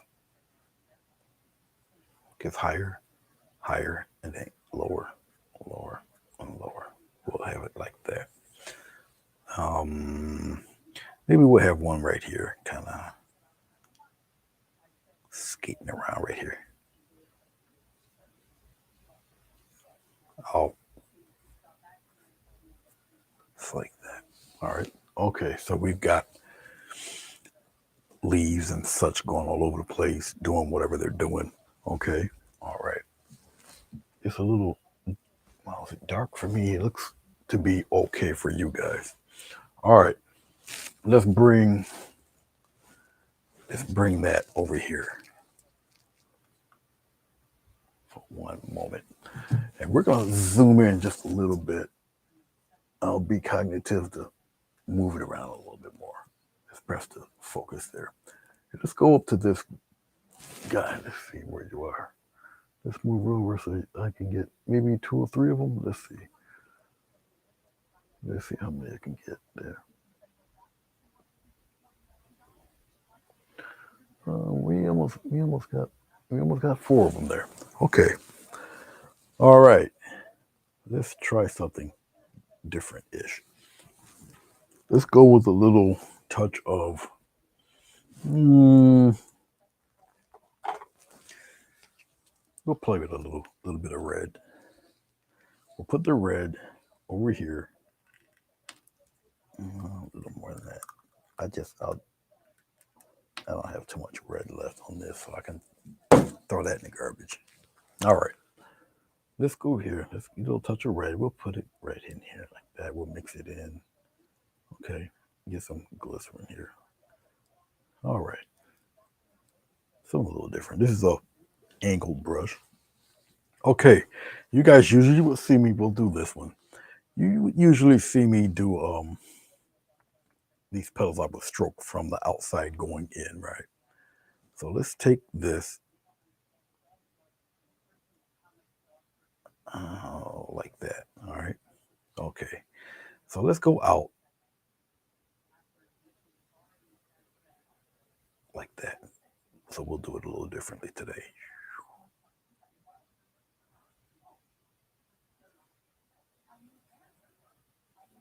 Like so. All right. Okay. We'll do the same thing here.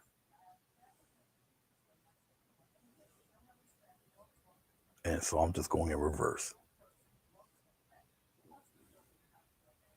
Same color, don't matter. Just do it in reverse. Different look. Different look. We're going to do the same thing here. Let's start out with a center line like this. You got to do sounds or it doesn't work. Okay. And we'll come from the inside and we'll just go out like this.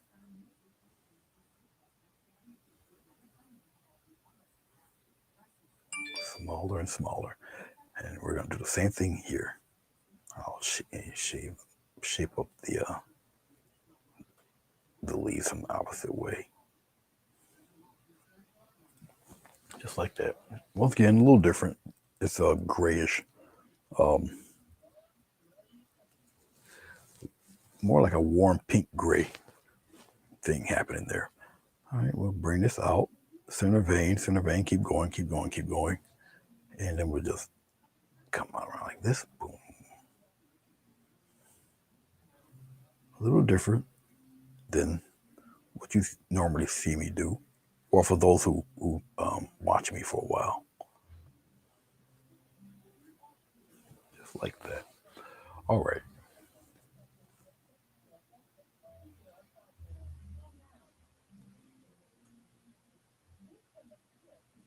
I really enjoyed it, Larry. Really did. I sat there and watched you guys do your thing. It was nice. It was good to see. Was that Musu's child?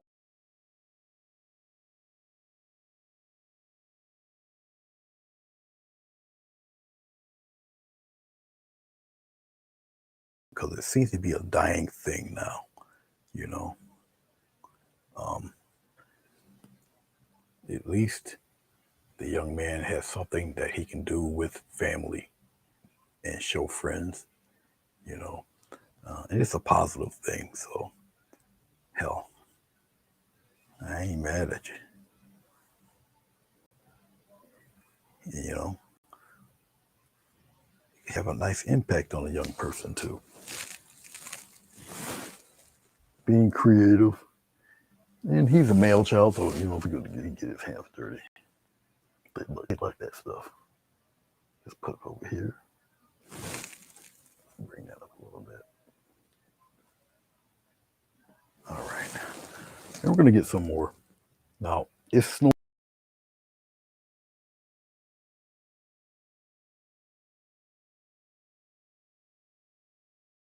really tell. Now what just happened there is that you can probably still hear me, but what happened is that the winter storm is messing with the stream.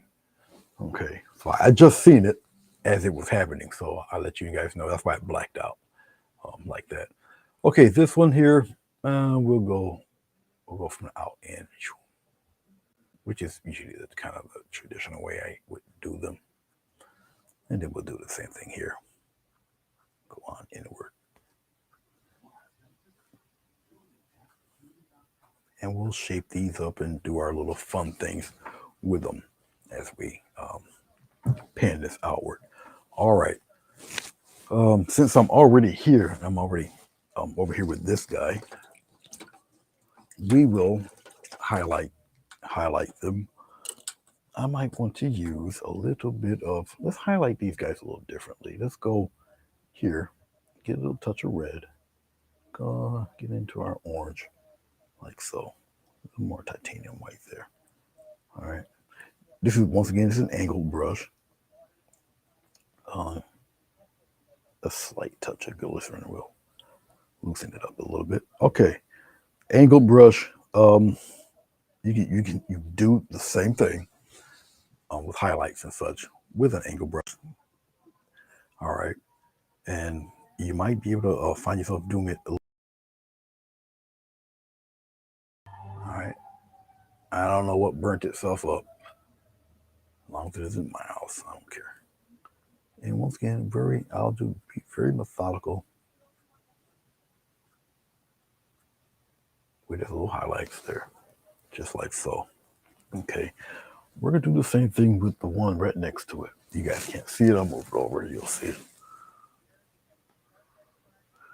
I think we can take care of 3. Yeah, we'll take care of these 3 right here. Okay, this one here, I want him. Here, we'll do it this way. Watch what I'm going to do. I'll come here. I'm only going to do it part way. Just part way. There's a method to my madness while I did this. Okay, let's bring that down a little bit more. Method to my madness why I did that. And you'll see in a second. Let's go finish off the other ones. Right here. Come here. Now what I'm doing is I'm pressing, I'll pull, and gently fade away. I want it to gradually fade up out of there. So you might have to repeat just to get it to do that. It depends on how much glycerin or what effect you want to do. All right. And remember, I'm working with semi-transparent, semi, depending on what region of the country you're from. Semi. All right. The more glycerin you put on it, the more transparent it becomes. Yep, you guys can see me here. So press and lift up.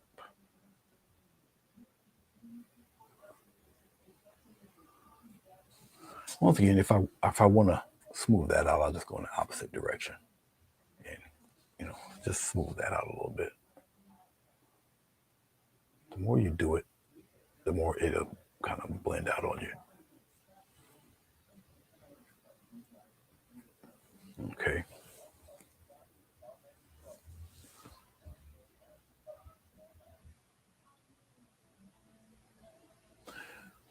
You go live every other Sunday at 8 p.m. Eastern. Thank you very much for letting me know that.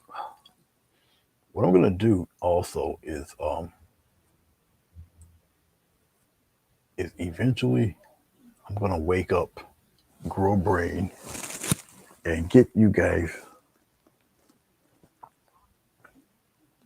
I'm going to get. Let's go over here.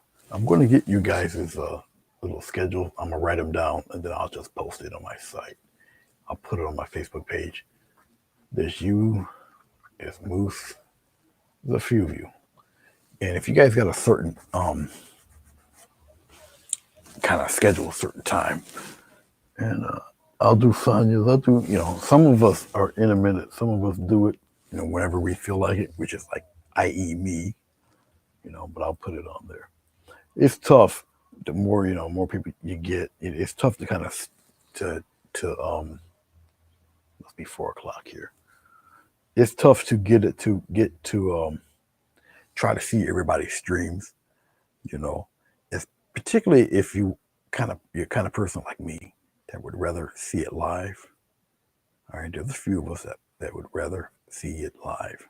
I understand that. I get you, because it's nothing like the spontaneity and everything of seeing it live, Hello, Pat Foley. How are you?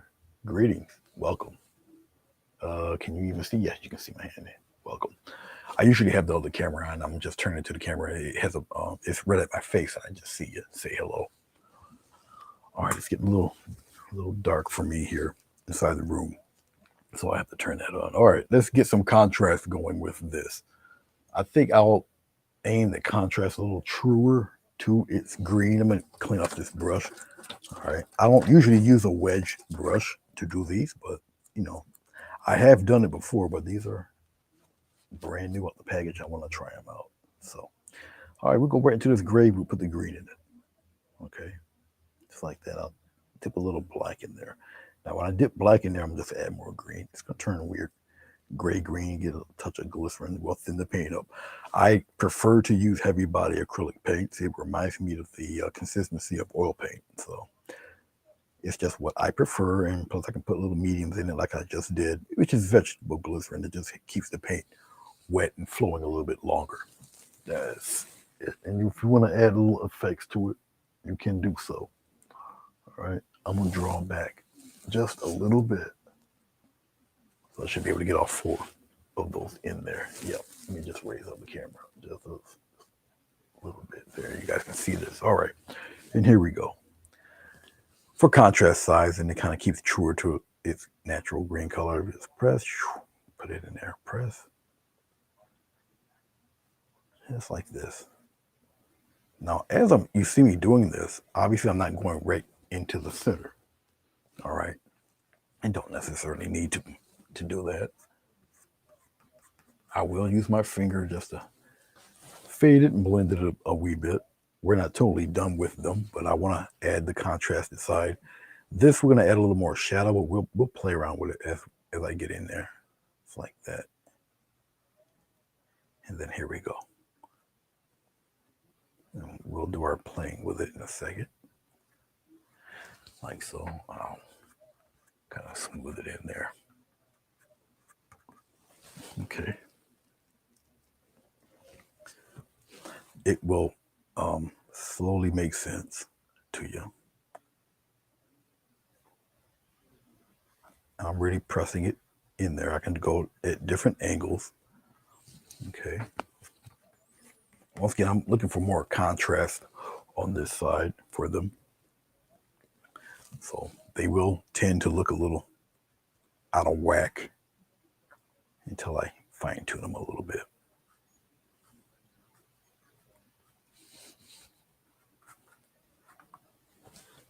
Yep, I will use my finger. Let's go underneath that petal there and we'll just fade that in like that. All right. Okay. I'm running out of my little colors. It's all right. Just get a little bit more. A little more green. A little glycerin. You only need a little bit of glycerin. It's like that old hair commercial. Just a little dab will do you. All right. Let's go to these two down here. Now, remember when I told you about this? We're going to return to that. Hold on. Let's go to this guy. Let's play with him a little bit. Like so. And we're going to bring some of that dark in there. And we're just going to go around. Just like so. We'll smear it around there like that. This guy. We're going to be a little careful with him. We're going to create a fold here. We're going to come on the bottom. Come on the bottom, spread it out, spread it out, spread it out, spread it out, spread it out. Make it go away like that. All right. All right. Let's see if we have enough left. And we're going to come right about here. And we're going to just pop it in like that. Go a little higher. Same angle. Same angle. Come on down a little bit more, a little bit more, a little bit more. And there you go. Now you got to cut the leaf there. See how it can't seem to do one of these numbers, like more like that. Okay. All right. Well, that's what we did with that one. All right. I'll just show you that real quick. Okay. All right. Okay. Let's go back into our. We'll do it this way. We'll go a little bit of our white. We'll come right here. Let's go red. We'll make it a little pinkish. A little more white. Right in here, like that. We'll pull this brush. This is brand new brush, so it's gonna hold a very sharp edge a lot better. Let's go. Well, hell, we'll just go right here. I'll just take. Now I'll go a little bit further than that edge. It takes a little practice to do that, and I'll just a little push in those striations like that. To get a rounded edge from a square or angled brush, you overlap a little bit. Okay. like that. And I'll leave it be.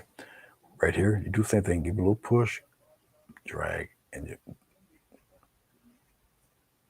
softly go away there. Let's get a little more glycerin. The glycerin helps this paint to slide a little bit better. A little push, go on in. A little push, go on in. A little push.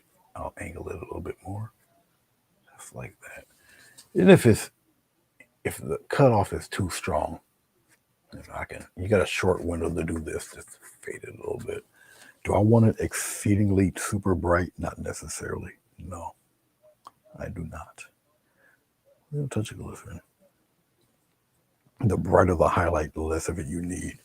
All right, we're gonna come right here, do the same thing. A little push and pop that in there like that. Push. Now this is an angled brush, so I gotta hold it a different way. Come on in there like that. And once again, I can just take it and smooth it right out. Like that. Of course, it would be probably easier with a flat brush. It all depends because you got to paint with an angle. All right. But it's all good. Just like that. And once again, I will rub that in there. You got a short window, depending on how much glycerin you have with it. All right. Well, once again, I don't have to have it. Hey, Pat.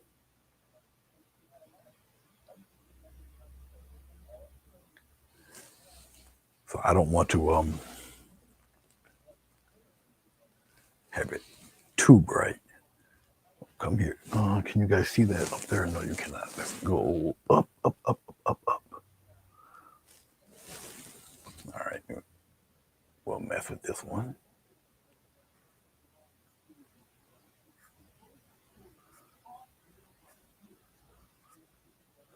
Much like that. It's pretty cool. I really don't have to mess with this too much. I kind of like what I see there. So that's cool. That's all right. All right. We got one fella way down here.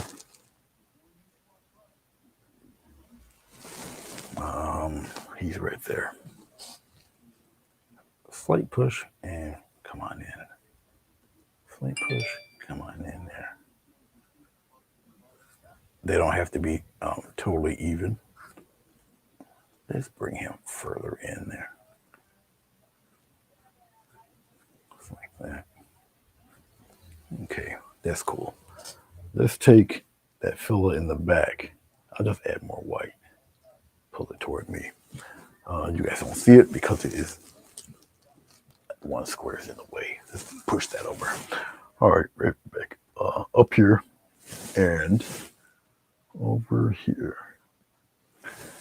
So we got this dude here. I want to maybe get a little bit of a shine right there, right? We'll come here and we'll just, I'll play with it this way. And then I'll continue that little thin line. We'll wipe that out a little bit. I want it thicker here. Just like that. Here we do the same thing, but we're going to go on the opposite side, like so. Let it string this way, but then we'll wave it in. Just like that. Smooth it out. Okay.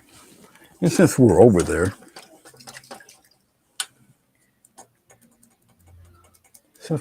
I'm going to take care of this while I can. I'm going to put this wedge guy away. Let's go back to our traditional half-inch brush. Put it in water. Let's go back into our white or our orange. Add a little titanium white to it. We're going to brighten it up pretty good right here. Okay. A little more white than that. Just like this. Kind of pull it towards us. Flip the brush around. Let's do something with him while we're over here. I'll do it right here. Give it a little push and go in. So where my color. have it come out a little bit more. I can shape these any way I want when it comes to highlighting and do it like that. And just like so. Okay. I know the light's hitting it a little bit and you guys don't truly see it well. Okay. But I wanted to put that in there real fast so while we're really getting into this, I don't want to forget it. Okay. All right. Let's clean this off. I want a little more. Now that I've done the darkened portion of the leaves themselves, I still want a little more contrast to them. Okay. So I can get away with this. I'm going to use a little bit of Winsor blue. I still want to add color to it. Even though it's a dark color on top of a dark color, you can still do that, have different hues of a dark color. I'll go straight right from the tube here. Can you guys see that? Yes, you can. All right, so let's give it a test. We'll do it here since the where the camera is. I'm just gonna take it, and we're gonna really see that, so I can play with it a little bit.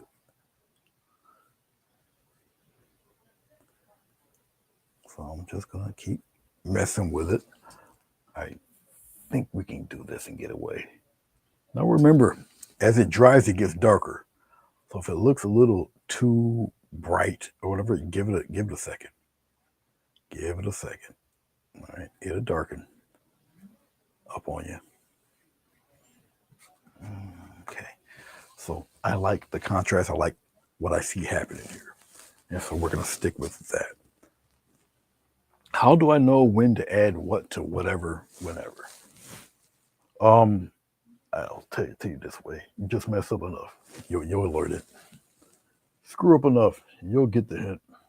That's what happened to me. Okay. Even though I'm using a deep Winsor blue, blue is also related to the green. You follow me? The family relation of colors. All right.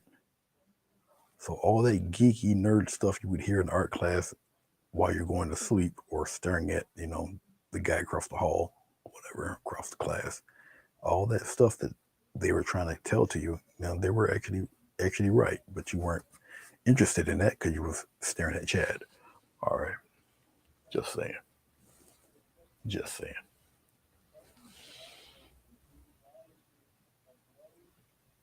Okay, buddy.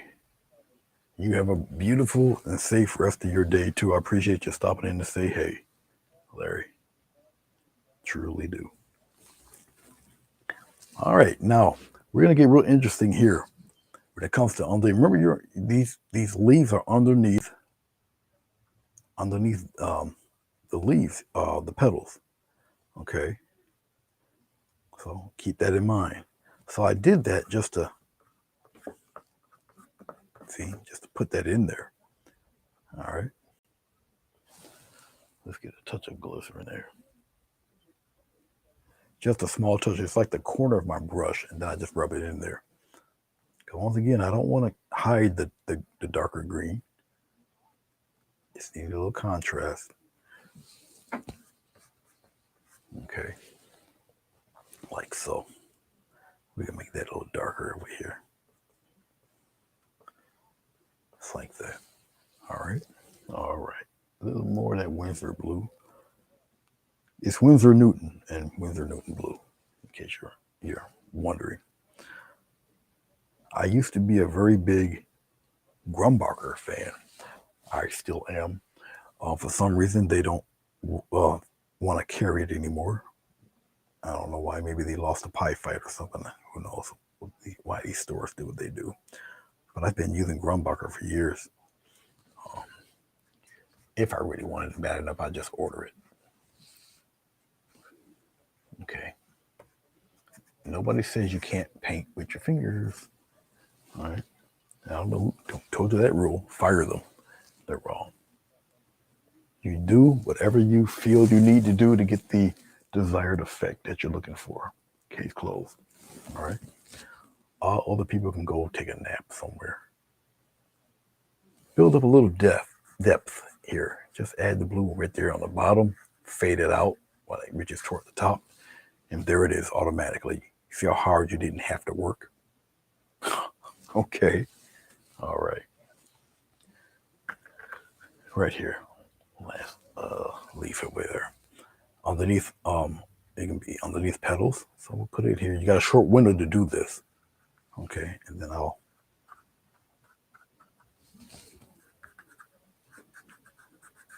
just like that. Just go on here in this bright side, this bright area in here.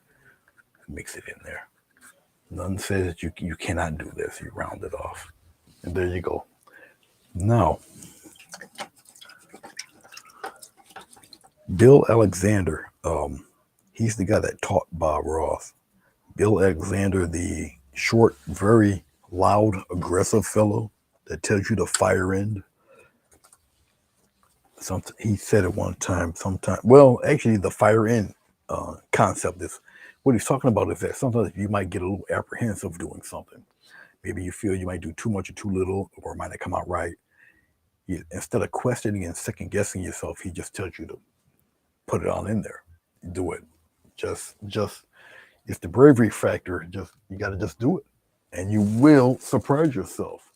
Okay, we're gonna come over here like so, and we're gonna darken in.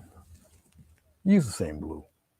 Oh, almost toward the glaze part here.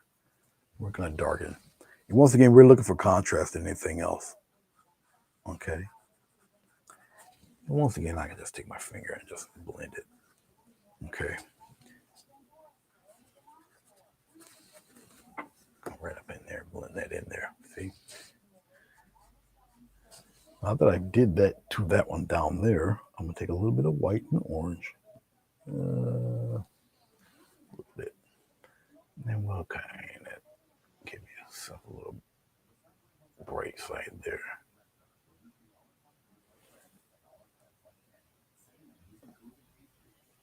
Something like that. All right. Okay.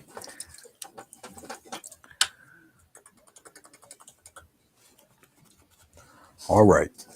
Let's go to our script liner real quick.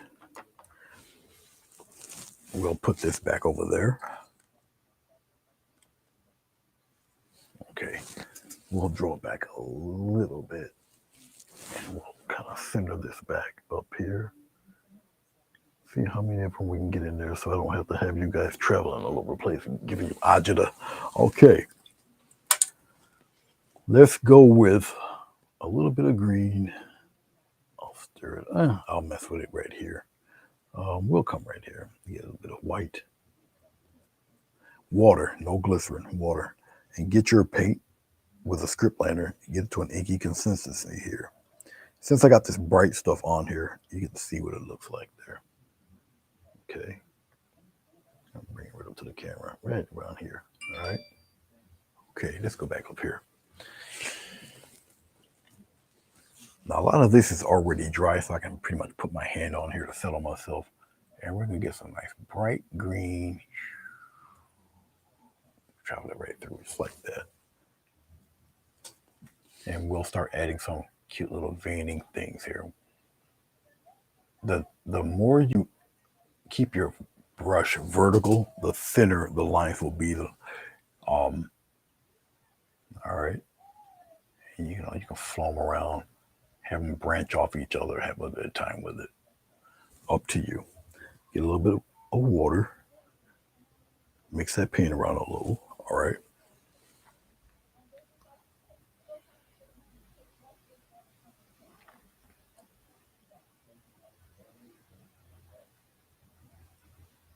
Yeah, it's like a royal blue. And Fatima, you're funny. Ha. I might make this look easy, but you have to understand what I went through to get to it. Endless days and hours. It's typewriter paper and watercolor. Cause I didn't have nowhere near the equipment and stuff I have now. And I just kept at it. I would sit there with this on my lap watching TV with the same strokes over and over and over and over and over. for hours. Um, get off the couch and do my errands or whatever I had to do, come back, bust out the watercolor and do it again over and over and over and over. I would study the books. I'll pop in a video, study how he did them. Jenkins, I'm talking about there, Gary and his wife. And once again, I would do it along with them over and over and over. So yeah, I just never stopped. I just kept doing it because they appealed to me. They look great. He does other types of leaves, other styles, but the way he did these, it just kind of really blew my mind. And I'm like, no, I want to learn these. Can I do the other ones? Sure. Yeah. I even know the method to make them look really realistic and all of that. These are so fun. And for some reason, they have a strong appeal with people. Um, so I do these, you know. But yeah, and every once in a while, I will do the other ones because sometimes the other style of leaves just fit the painting. So you know,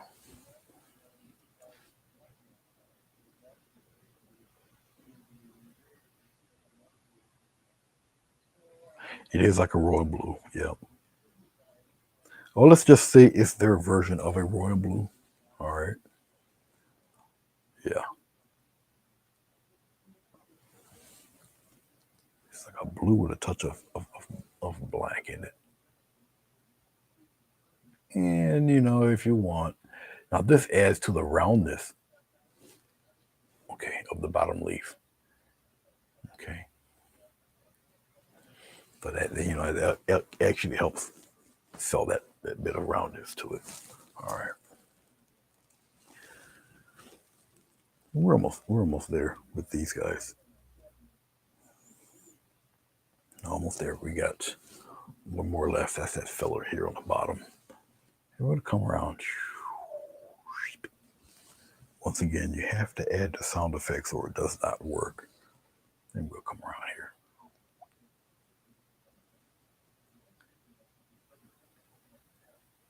Just like that. And we'll come around. You don't have to make them perfectly even.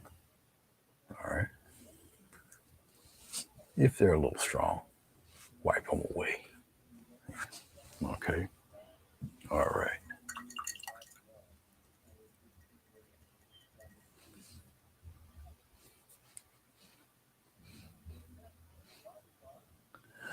Hyperrealism, one, it takes too damn long. And two, if you want it like that, just take the freaking photograph. Um, Impressionistic stuff, you know what it is, you know what it's supposed to be, you know what it represents. But because it is stylized, it's got a little bit of a flair to it. You know, can I do hyper realistic? Sure, if I'm going to be here for the next 2 weeks painting a petal, I'm not having it. I can get pretty close to that effect doing it with the techniques that I show you. It's really about color mixing and shading and stuff, and you can achieve pretty much whatever you want. But it to each their own style, their own gig, whatever they feel they want to do. But yeah, I can go that route if I wanted to. Just aim this downward. Okay, let's do these guys. Let's put this fella. Hit my hand there. I will put him dead center, um, where you guys can see it, which should be a little bit more to the right here. I will bring it in just a touch, and we'll play. We'll play with it. All right, we'll start right from here. Okay, as it stands right now, let's pop this light off for a second. Let's see if that'll make a difference. Yeah. All right. As it stands right now, you see these little hues and things that's going on in here. I can approach this rose at many different ways, just like this. Okay. Or I can do it the general way where everybody will most likely understand how this thing goes. Okay. Uh, yeah. Now, because of its orangeness and this orange is very semi-transparent, so we're gonna have to do a little bit of uh, gene enhancement with the orange here. We're gonna have to do some 1976 Olympics, put some steroids in, and beef it up a little bit there. Shh, don't tell nobody. All right. Okay. Get rid of some of this crud here. We'll get rid of some of that too. I do have a big waste bucket on the side of me here. I can do all of this. All right. Here we go.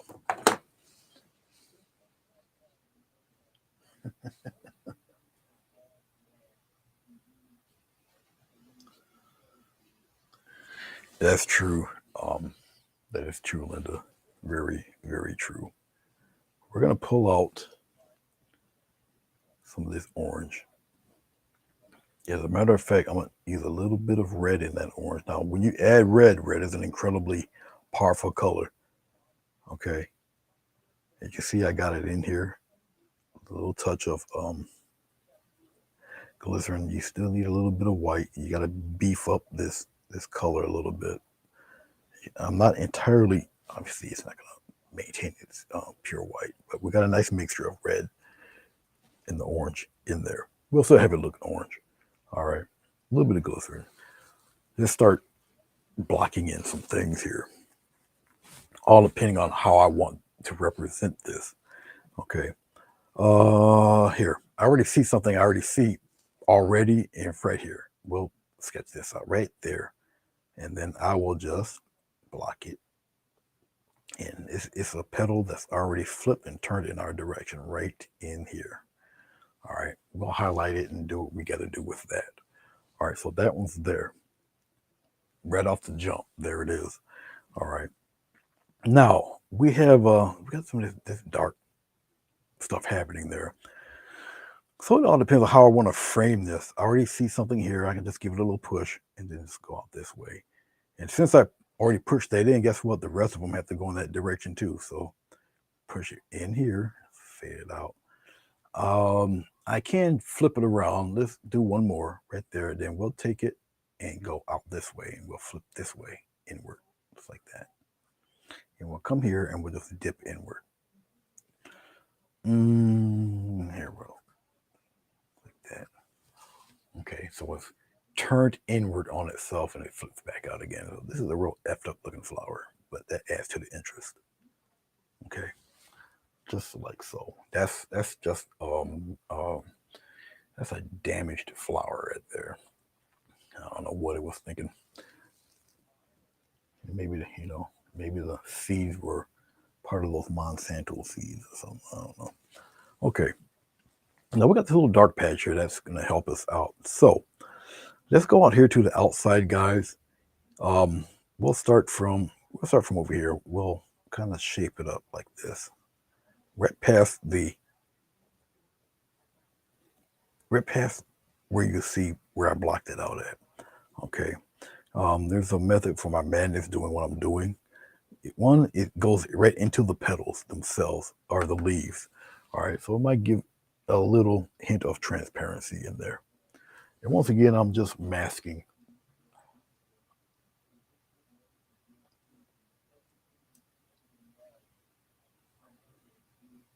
Flower in the wind. Yeah.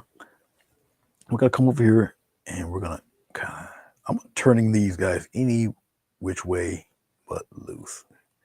Okay. So Clint Eastwood flower. All right.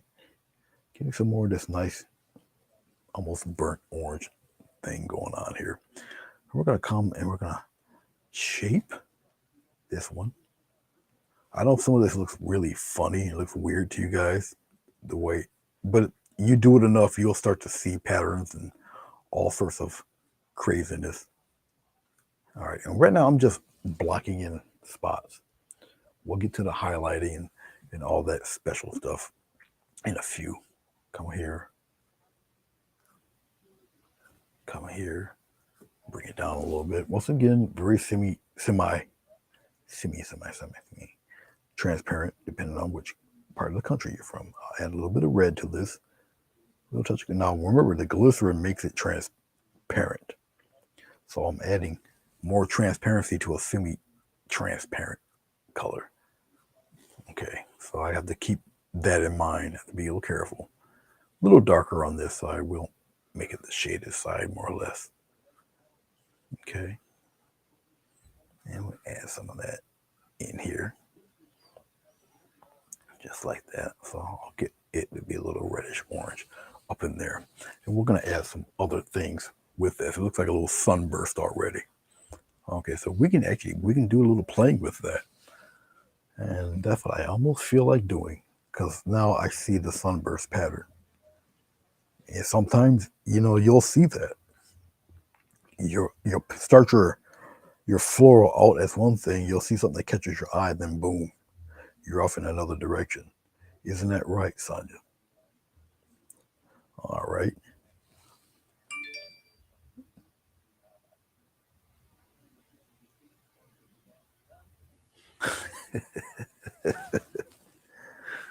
She said she escaped.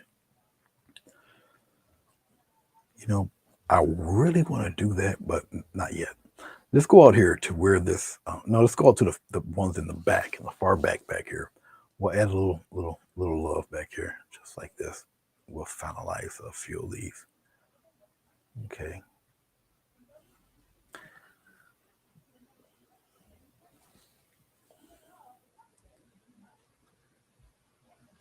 Because once again, I like that little firebrand that's going on back there with it.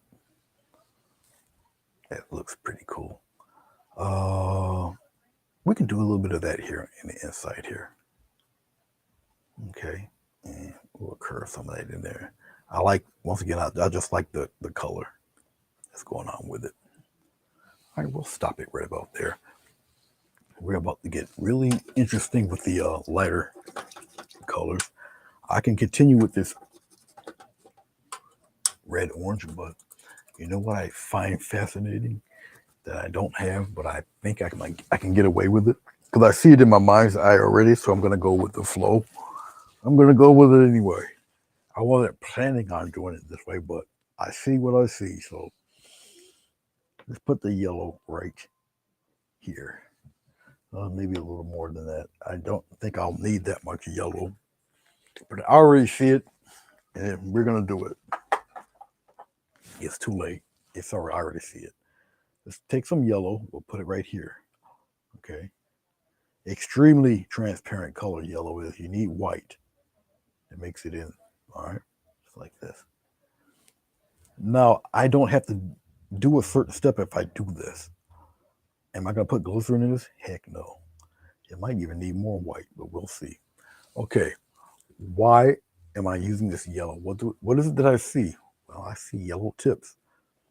And now I'll use the striations to my advantage. Just like this. And I'm going to keep giving it that push, just like that. I'm going to come up in here, give it a little push. We can fade that bottom right out. All we have is the bright yellow outline there. You follow me? Just like this. I'm come out there like that. But that's what I see. Okay. Yep. Right here, it's going to loop on the outside, go in.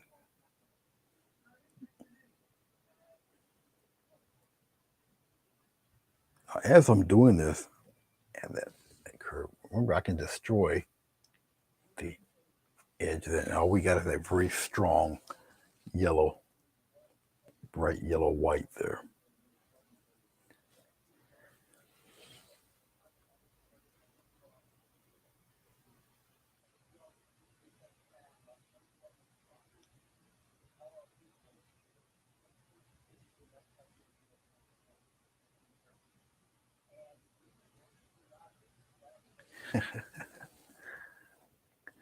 And we're going to do the same thing here. We'll just add a slight line and we'll come here. Okay. And once again, I just guide this.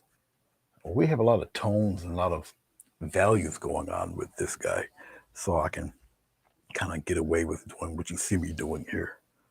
Let's take this leaf up here. I'm going to take it and little curve here, little curve, little curve. And we'll just kind of aim it downward. And I'm just going to take my finger. We'll get a little outside curvature. So we got a petal. That's kind of folded in like that. Just like this. I'm looking for that line really on the outside. All the rest can go away. Don't need anything else but just a line right there. Make the rest go away. Like that. Okay. But it's just what I see in my mind's eye right now. Doing these. Come out here. Got one here. Give it a little push. We'll have one come out here. And we'll guide this out in there like that. Now, why is it that I've seen this? I have no idea. I seen it. It stood out like a sore thumb. This bright white yellow mix. No glycerin because I really wanted to pop out there. All right. We're going to have this come inside. I'm just trailing it in there. Little slight little touch. Wipe it in there. Let's take one. Let's take this fella. We'll bring it in. Once again, there's no glycerin. I got a short window to do these. And we'll have him curve inward like that. Really close and just fade all of that out. Like that.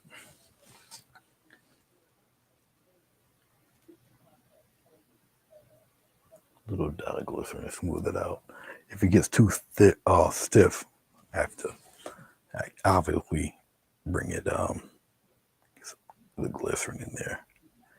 And once again, the glycerin helps in the blending and the fading, make it a lot smoother.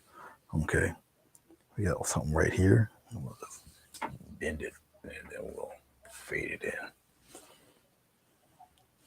in. Just like that. Okay, we can let's take some more white. Now the glycerin's already in here. So I'm gonna make another layer of petals. At least I'm gonna try to, because we got all sorts of things going on in there. And I'm gonna do it this way. I'm gonna go push like this. So I'm gonna make another layer of petals just using the yellow. Just using the yellow. I'll come out here, go the other way, like that, and I'll get another row of petals because we got all sorts of tones and variations going on in the orange. So all I need to do is just follow it up. I can go here, and we'll go in the other direction like this, and we'll just bring it here. I'll come out, and we'll bring it downward, downward, and we'll curve it around like so.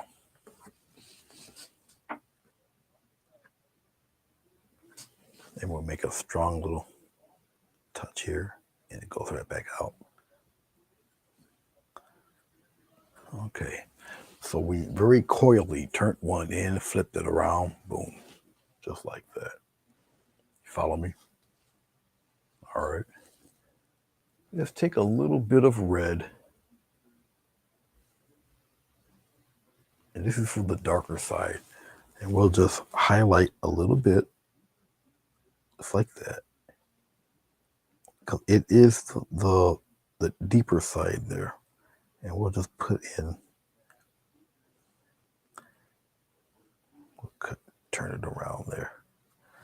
Just like that. It's just the deeper, the other half. Okay, so we got a little bit of difference there. All right, all right. Not too bad, not too bad, not too sherby. Okay. All right, let's go toward, well, before I do that, I want to show you something real fast. Let's take this little bit of black. We'll put it right here in the corner. Can you guys see that? Yes, you can. Take a little glycerin. All right, there we go. It's like that. Over here, we just want to have it a little darker like this. And it's just shadowing that yellow. Get rid of the yellow. Block what we have there. Block the yellow, really. So the petals back there come forward a little more. And you don't have such a bright, do it right there. Come up here. Once again, you just fade it out.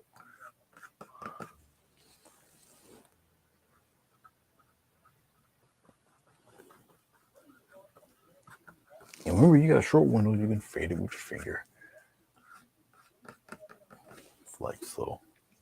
Because even though it's darker there, I still want something to kind of pop out at you. Okay. All right. Okay.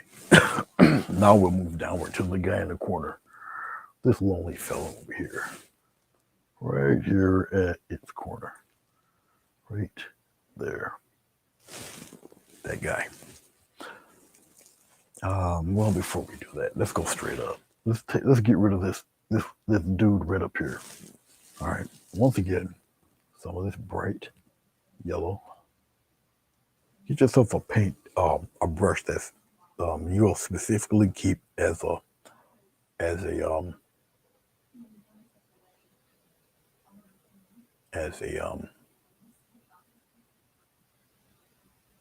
floral brush. Keep it separate from your others. All right. It will definitely help you out. You'll be happy you did that. Okay. Now that I've done that, let's get what's left of the green. What little bit we have. Okay, let's get a little bit of that. I really don't need too much glycerin for this part. Okay. And right here, right in the center, come spread it out. And just like so. Okay. So you have that one in the middle there. All right. Okay. Now we'll come back down. We'll handle business with this guy. Oh, I don't know, right about there. You can handle this a few ways also. So let's play with some lighting here. Now I want you to look at this. As far as it stands right now,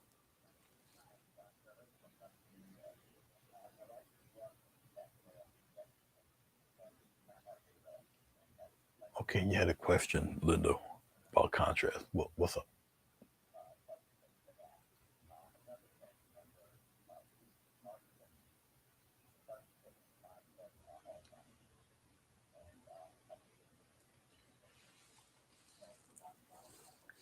Yeah, contrast with a question mark.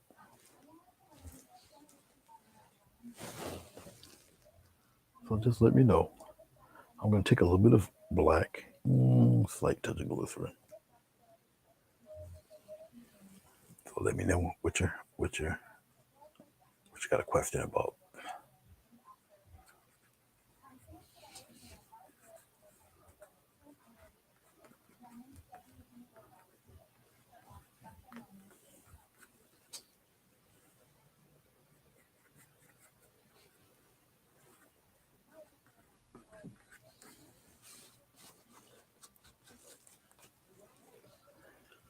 We got this flower somewhat in the back of this guy. So we're going to maybe aim a little bit of that glow instead of here where that one is. Since it's being covered, maybe the shine is this way. All right.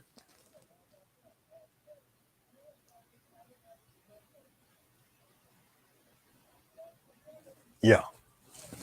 Yeah. Yep. That's kind of automatic. Yeah. Let's turn back up there. But yeah. But once again, well, I got this light shining over here. So this is a little washed out, but yeah, we had that contrast. Just for that, yes. Yep. I can get even more contrast. Um, well, let me finish this flower, but we can even because there's so much shading and tones going on back there.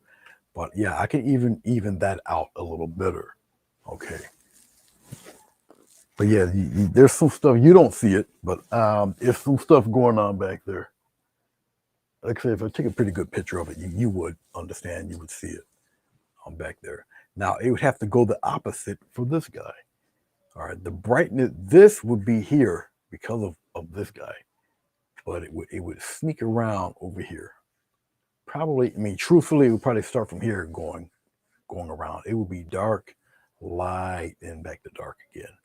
Okay. All right. So with that in mind, let's go back into our yellow-ish. Um, let's go into a little orange. I want to separate that. Let's put the let's put it right here. All right. Let's pop some white in there, just like that.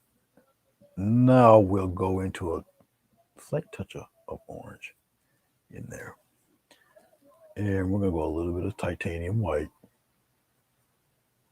All right, right in here. So let's take this. What we have, a little touch of glycerin. You need more paint than glycerin. Okay. All right. Now, let's go right in here and we're going to just block things out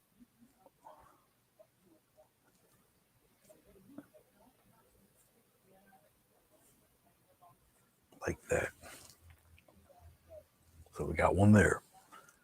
You're going to have one here. This one's pretty much straightforward right in here. I'll do something with that. It curves around here. You got a curve here.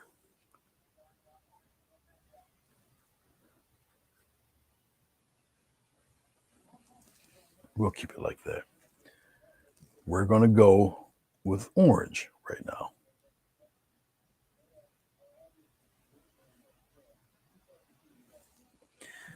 Right where you got that little curve, that we'll just go flat orange right in here. I'm doing it in reverse. And we're going to come here, right in here. Let's put it right in there. And we're going to come up this way. Okay. And we'll bend it right here. Now we'll go into a little bit of red orange. Put it right in there. I got a little touch of glycerin there. Red, remember, is a very powerful staining color. So watch yourself with it. And we're going to come here and we're going to blend that shading in there. Okay, remember, it's a little bit more red in here. Okay, and we'll blend that in there like so.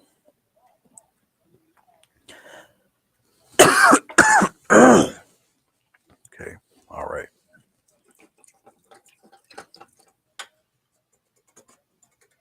All righty. Let's deal with the highlights here a little more. A little white, yellow. And be careful. Small touch of glycerin, just a little bit of glycerin there. I'm pushing the paint in one direction, then I'll just pull it towards me. So let's go here. Let's give it a slight push and go down. Boom. Slight push, go that way with it. Right here, boom, and come on down like that.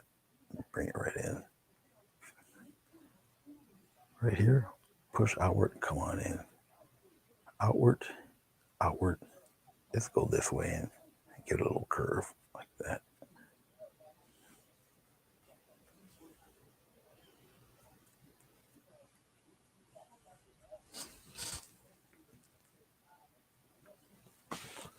All right, so you got that one petal go in that direction. You got a little bit of love coming here. We'll start it from here. And I'll just kind of give it a little fold, and it kind of bends that way. A little sharper bend, just like that. Okay. All right. So all the attention is going, and we can here. We'll do it this way too. We'll have it catch right about here, right here. Have it go this way, and we'll have a little bit of a line disappearing there. Just destroy the. If I get it right, there. And then we'll give it a little turn there. We'll wipe that away. So we've got a little bit of a bowl right here. Just a little bit. Okay. Then we'll come out here. Add some of that in there. We'll come over here. Spread it there.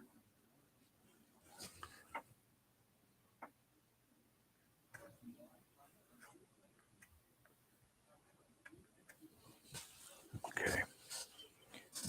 I can actually do it. I can just come off the tape because it's going to come off the tape. We'll just smooth it on its edges here. Like so. All right. Here it gets a little interesting, but before we do that, let's add some more. Let's add some more love right about here. Give it a little push.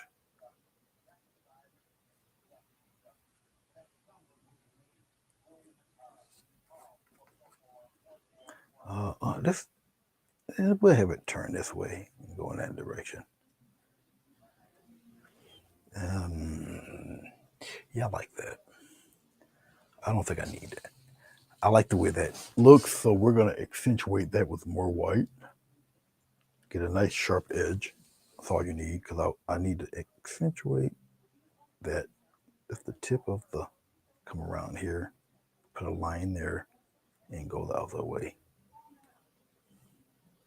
Just like that. We'll make that come in a little bit more. We'll strengthen that line up a little bit. Like that. Okay. So I need that to. Now I have too much paint on the brush, so we're gonna tighten that up a little bit. Right here and right here. There we go. Just like so. We'll tighten that up there.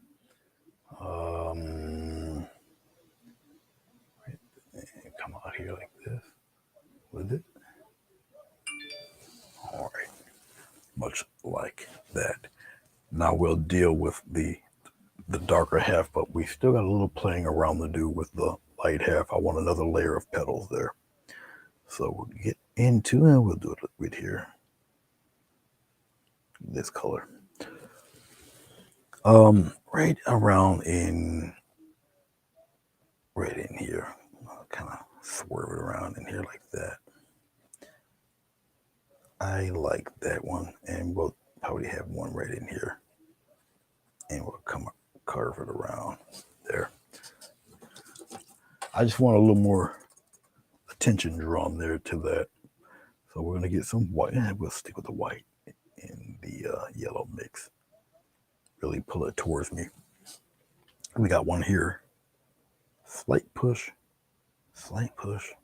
and bring it in. This one is angled this way, that way. We'll turn it in. We'll do another one, have it turn in, come this way. Just like that. I just want a little more action over here on that corner. Then we'll get to the darker one. I'm going with our little red, more red and orange. Get some orange in there. Okay. Once again, we're working on the opposite now. All right. Let's keep this pretty dark. Let's see what happens here. I don't have to add too much craziness because once again, it's fairly dark. We're going to come here, pop it in there like that. just like so. We're going to do another one right here, a little higher, a little higher. We're going to bend it just like that. We'll do another one right here. And you really are looking for that rim of paint to help sell that. We're going to come here. 1, 2, 3, up in here. We're going to come out here and bring some of that in this way. Really work that red, orange in there. Right in here, I don't have to add the paint, just the shading of the red there. And we're going to come out here and bring it that way. And I don't want such an abrupt ending of color. You just kind of imaginary, just rub it out, let it just appear from nowhere. Like I say, it's rough. It's hard for you guys to kind of see it because it's deep red on red. Okay. But it's definitely in there. All right. But I am going to show you something right now. I want to bring out one petal above that back flower. Just to see this here, it has to come out like that. Give it a little push of color and aim it back towards this flower like that. And you need to do that to show that this petal, that guy is in front of the other one. Okay. And I am going to show you that by highlighting it with this deep orange. We'll put it right here. We should have enough white duff on there to give the image of this guy is in front of that petal. Just like that. And you just need a sharp rim of paint there to trail it. And that might not be too. We'll do it again. I don't want it to be radioactive. There we go. That might sell it. Because you just need a rim of color to show that petal. As long as you see that it's in front of this, we're good. Okay. And that's what we got here. All right. We're almost there, guys. We're almost there. I know I've been holding you here for almost 3 hours. So let's get a brush. We'll do the stamens this way. We'll go into our yellow. A little white. We'll mix it in there. And we'll do the stamens this way. Oh, can you guys see? Yes, you guys can see this. See me doing this. So we'll pop our stamens in there like that.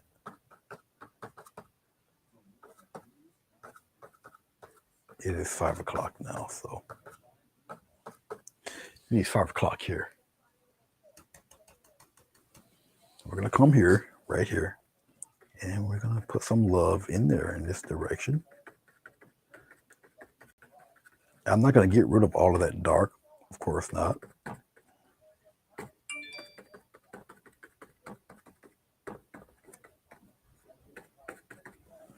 Like so, we'll put some. We'll make it a little. The statements a little brighter. We'll add a little more white up around in here, just to brighten it up a tad.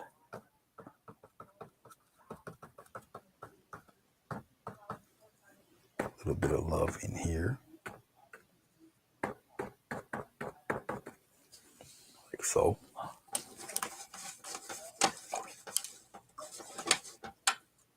Yeah, it's 5 o'clock right here because the 5 o'clock news is on. And believe it or not, it's pitch dark out. And our snowstorm is going to come a little bit later on. As I can see it, it's just outside of South Utica. So it's coming.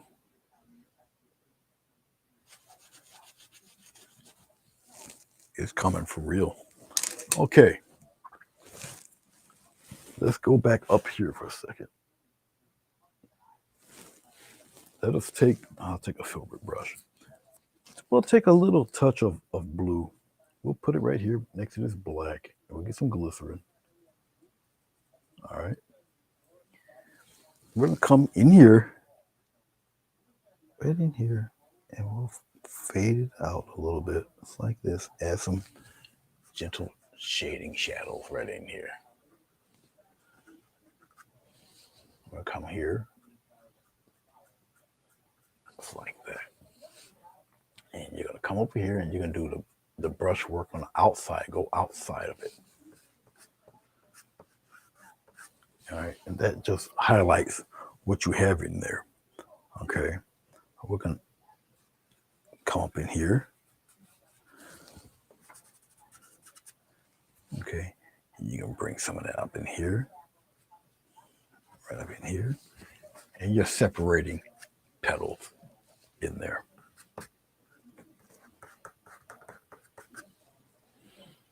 Get a little deep stuff in there.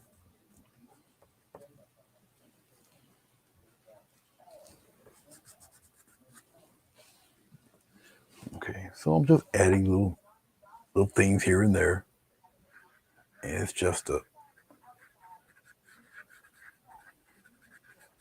bring out certain aspects. Let's shade this in, so you know that one petal is in front of the other. It's kind of like dry brushing here. Let's do a little bit of that right in here and make this leaf come out. Okay. Really subtle things to help it pop out there. I'm going to take a little bit of white on my brush. Just push a rim of white there. And we're going to come here. Crazy little patterns there. And then we're going to turn that around. Even though some of this is on the tape, it's going to be turned, moved away. It's all right. A little bit of paint. We're going to come up here up top. And I'll just give a slight little. And it's just going to trail your eyes to the direction it should be going. Like that. All right. Okay. So as I'm looking at it, I'm checking it out. We got this weird crossy pattern going. Let's pull back. Let's center this guy. And we'll put him right about here.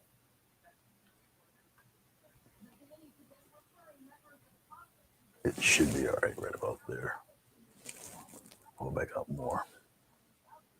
Let's focus it. Yeah, we're almost there. I think we're pretty good. Something like that. Let's make this go bye-bye. Bye. Okay, let's get my shoulder out of the way. All right. Okie dokie. I don't need that on. I think we're good, just like the way you see it here.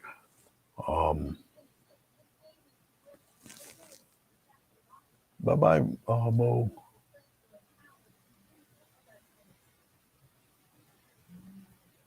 No problem.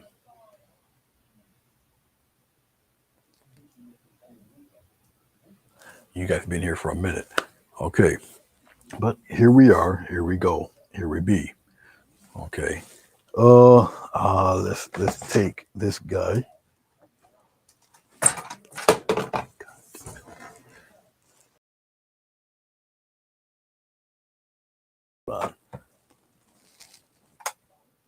Let's see if I can catch it.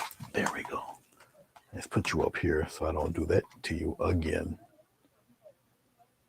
Oh, crap. What do you mean it's not connected? It's got to be connected. All right. You better be connected.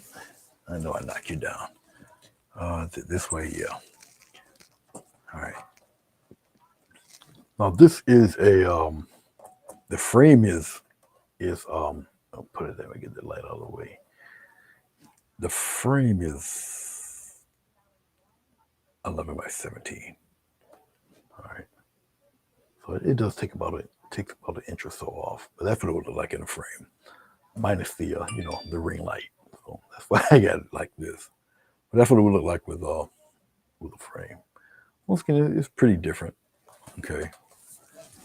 Didn't expect to be over here over 3 hours, but then again, I had to show you exactly how monotonous it can be to um you do designs and do whatever you do. That's why they sometimes they cost as much as they cost because the time and the effort.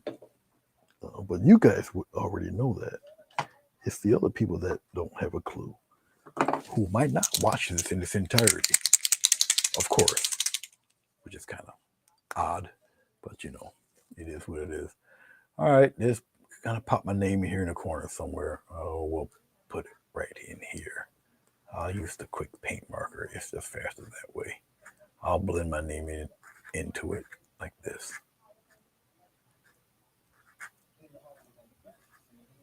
There we go. And we'll take the tape off. As I usually do, take the tape off. All right. In a couple hours, I think you guys got, what is her name?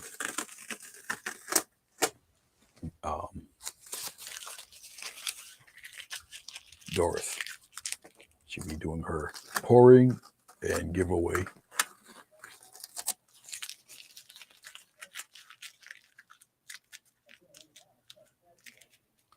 Oh no, here we go. Okay, Sonia, what?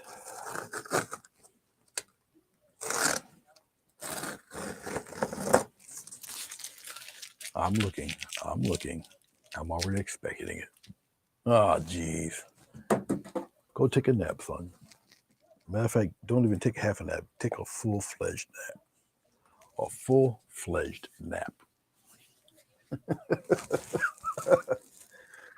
uh,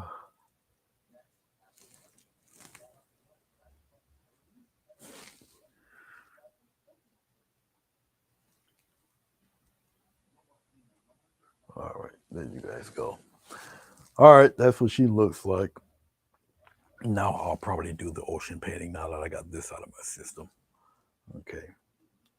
So you got this weird dot pattern thingy thing going around here in the background. You got this weird, funky, purpley whatever going on with this for your leaves.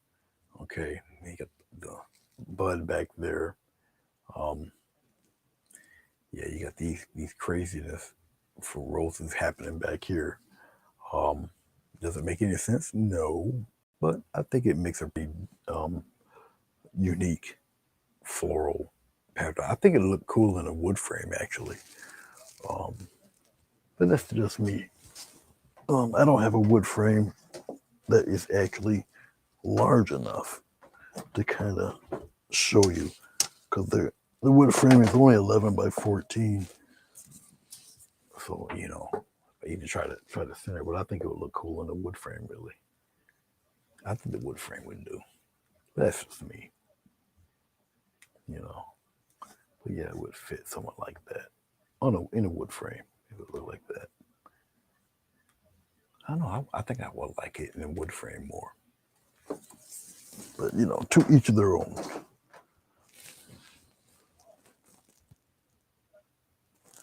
Yeah, that background is a little on a different side. I have done one like this too that was 11 by 17, but it was vertical, not horizontal. So, but yeah, it's pretty cool, pretty different. Like I say, it is different. Um, I'm gonna put a cap over this. I think I'll use it for my next project. But I do have a nice background already, and I'll do an ocean scene for that and all that stuff. So, we'll see. And maybe, just maybe, I'll do something. Well, I think it's not as bright because I don't have a lot of lights on, too. So that could also be the reason why it's kind of, at least for you guys, it looks a little dark. Cause I can tell on my phone it looks a little on the darkened side. But then again, it also depends on what your quality is on your phone. All right, mine is not at the best. I'll put it at 720. and it should somewhat straighten that out a little bit. Yes, it did. Okay, so, but yeah, all right. It is a 5:15. All right, guys. Thank you very much. I appreciate you. Good night. 3 hours. This is going to take a while to download once it all uploads. I appreciate you watching me. Take care of yourself. Be safe. I shall see you when I see you. Oh, Sonia, she's talking Walker knees again. And Fatima, and who is it? Madonna. Yeah, I'll send the advertisements and the links and all that good stuff. So I'll send that out to you guys. Okay, guys, take care. I shall see you when I see you. Peace.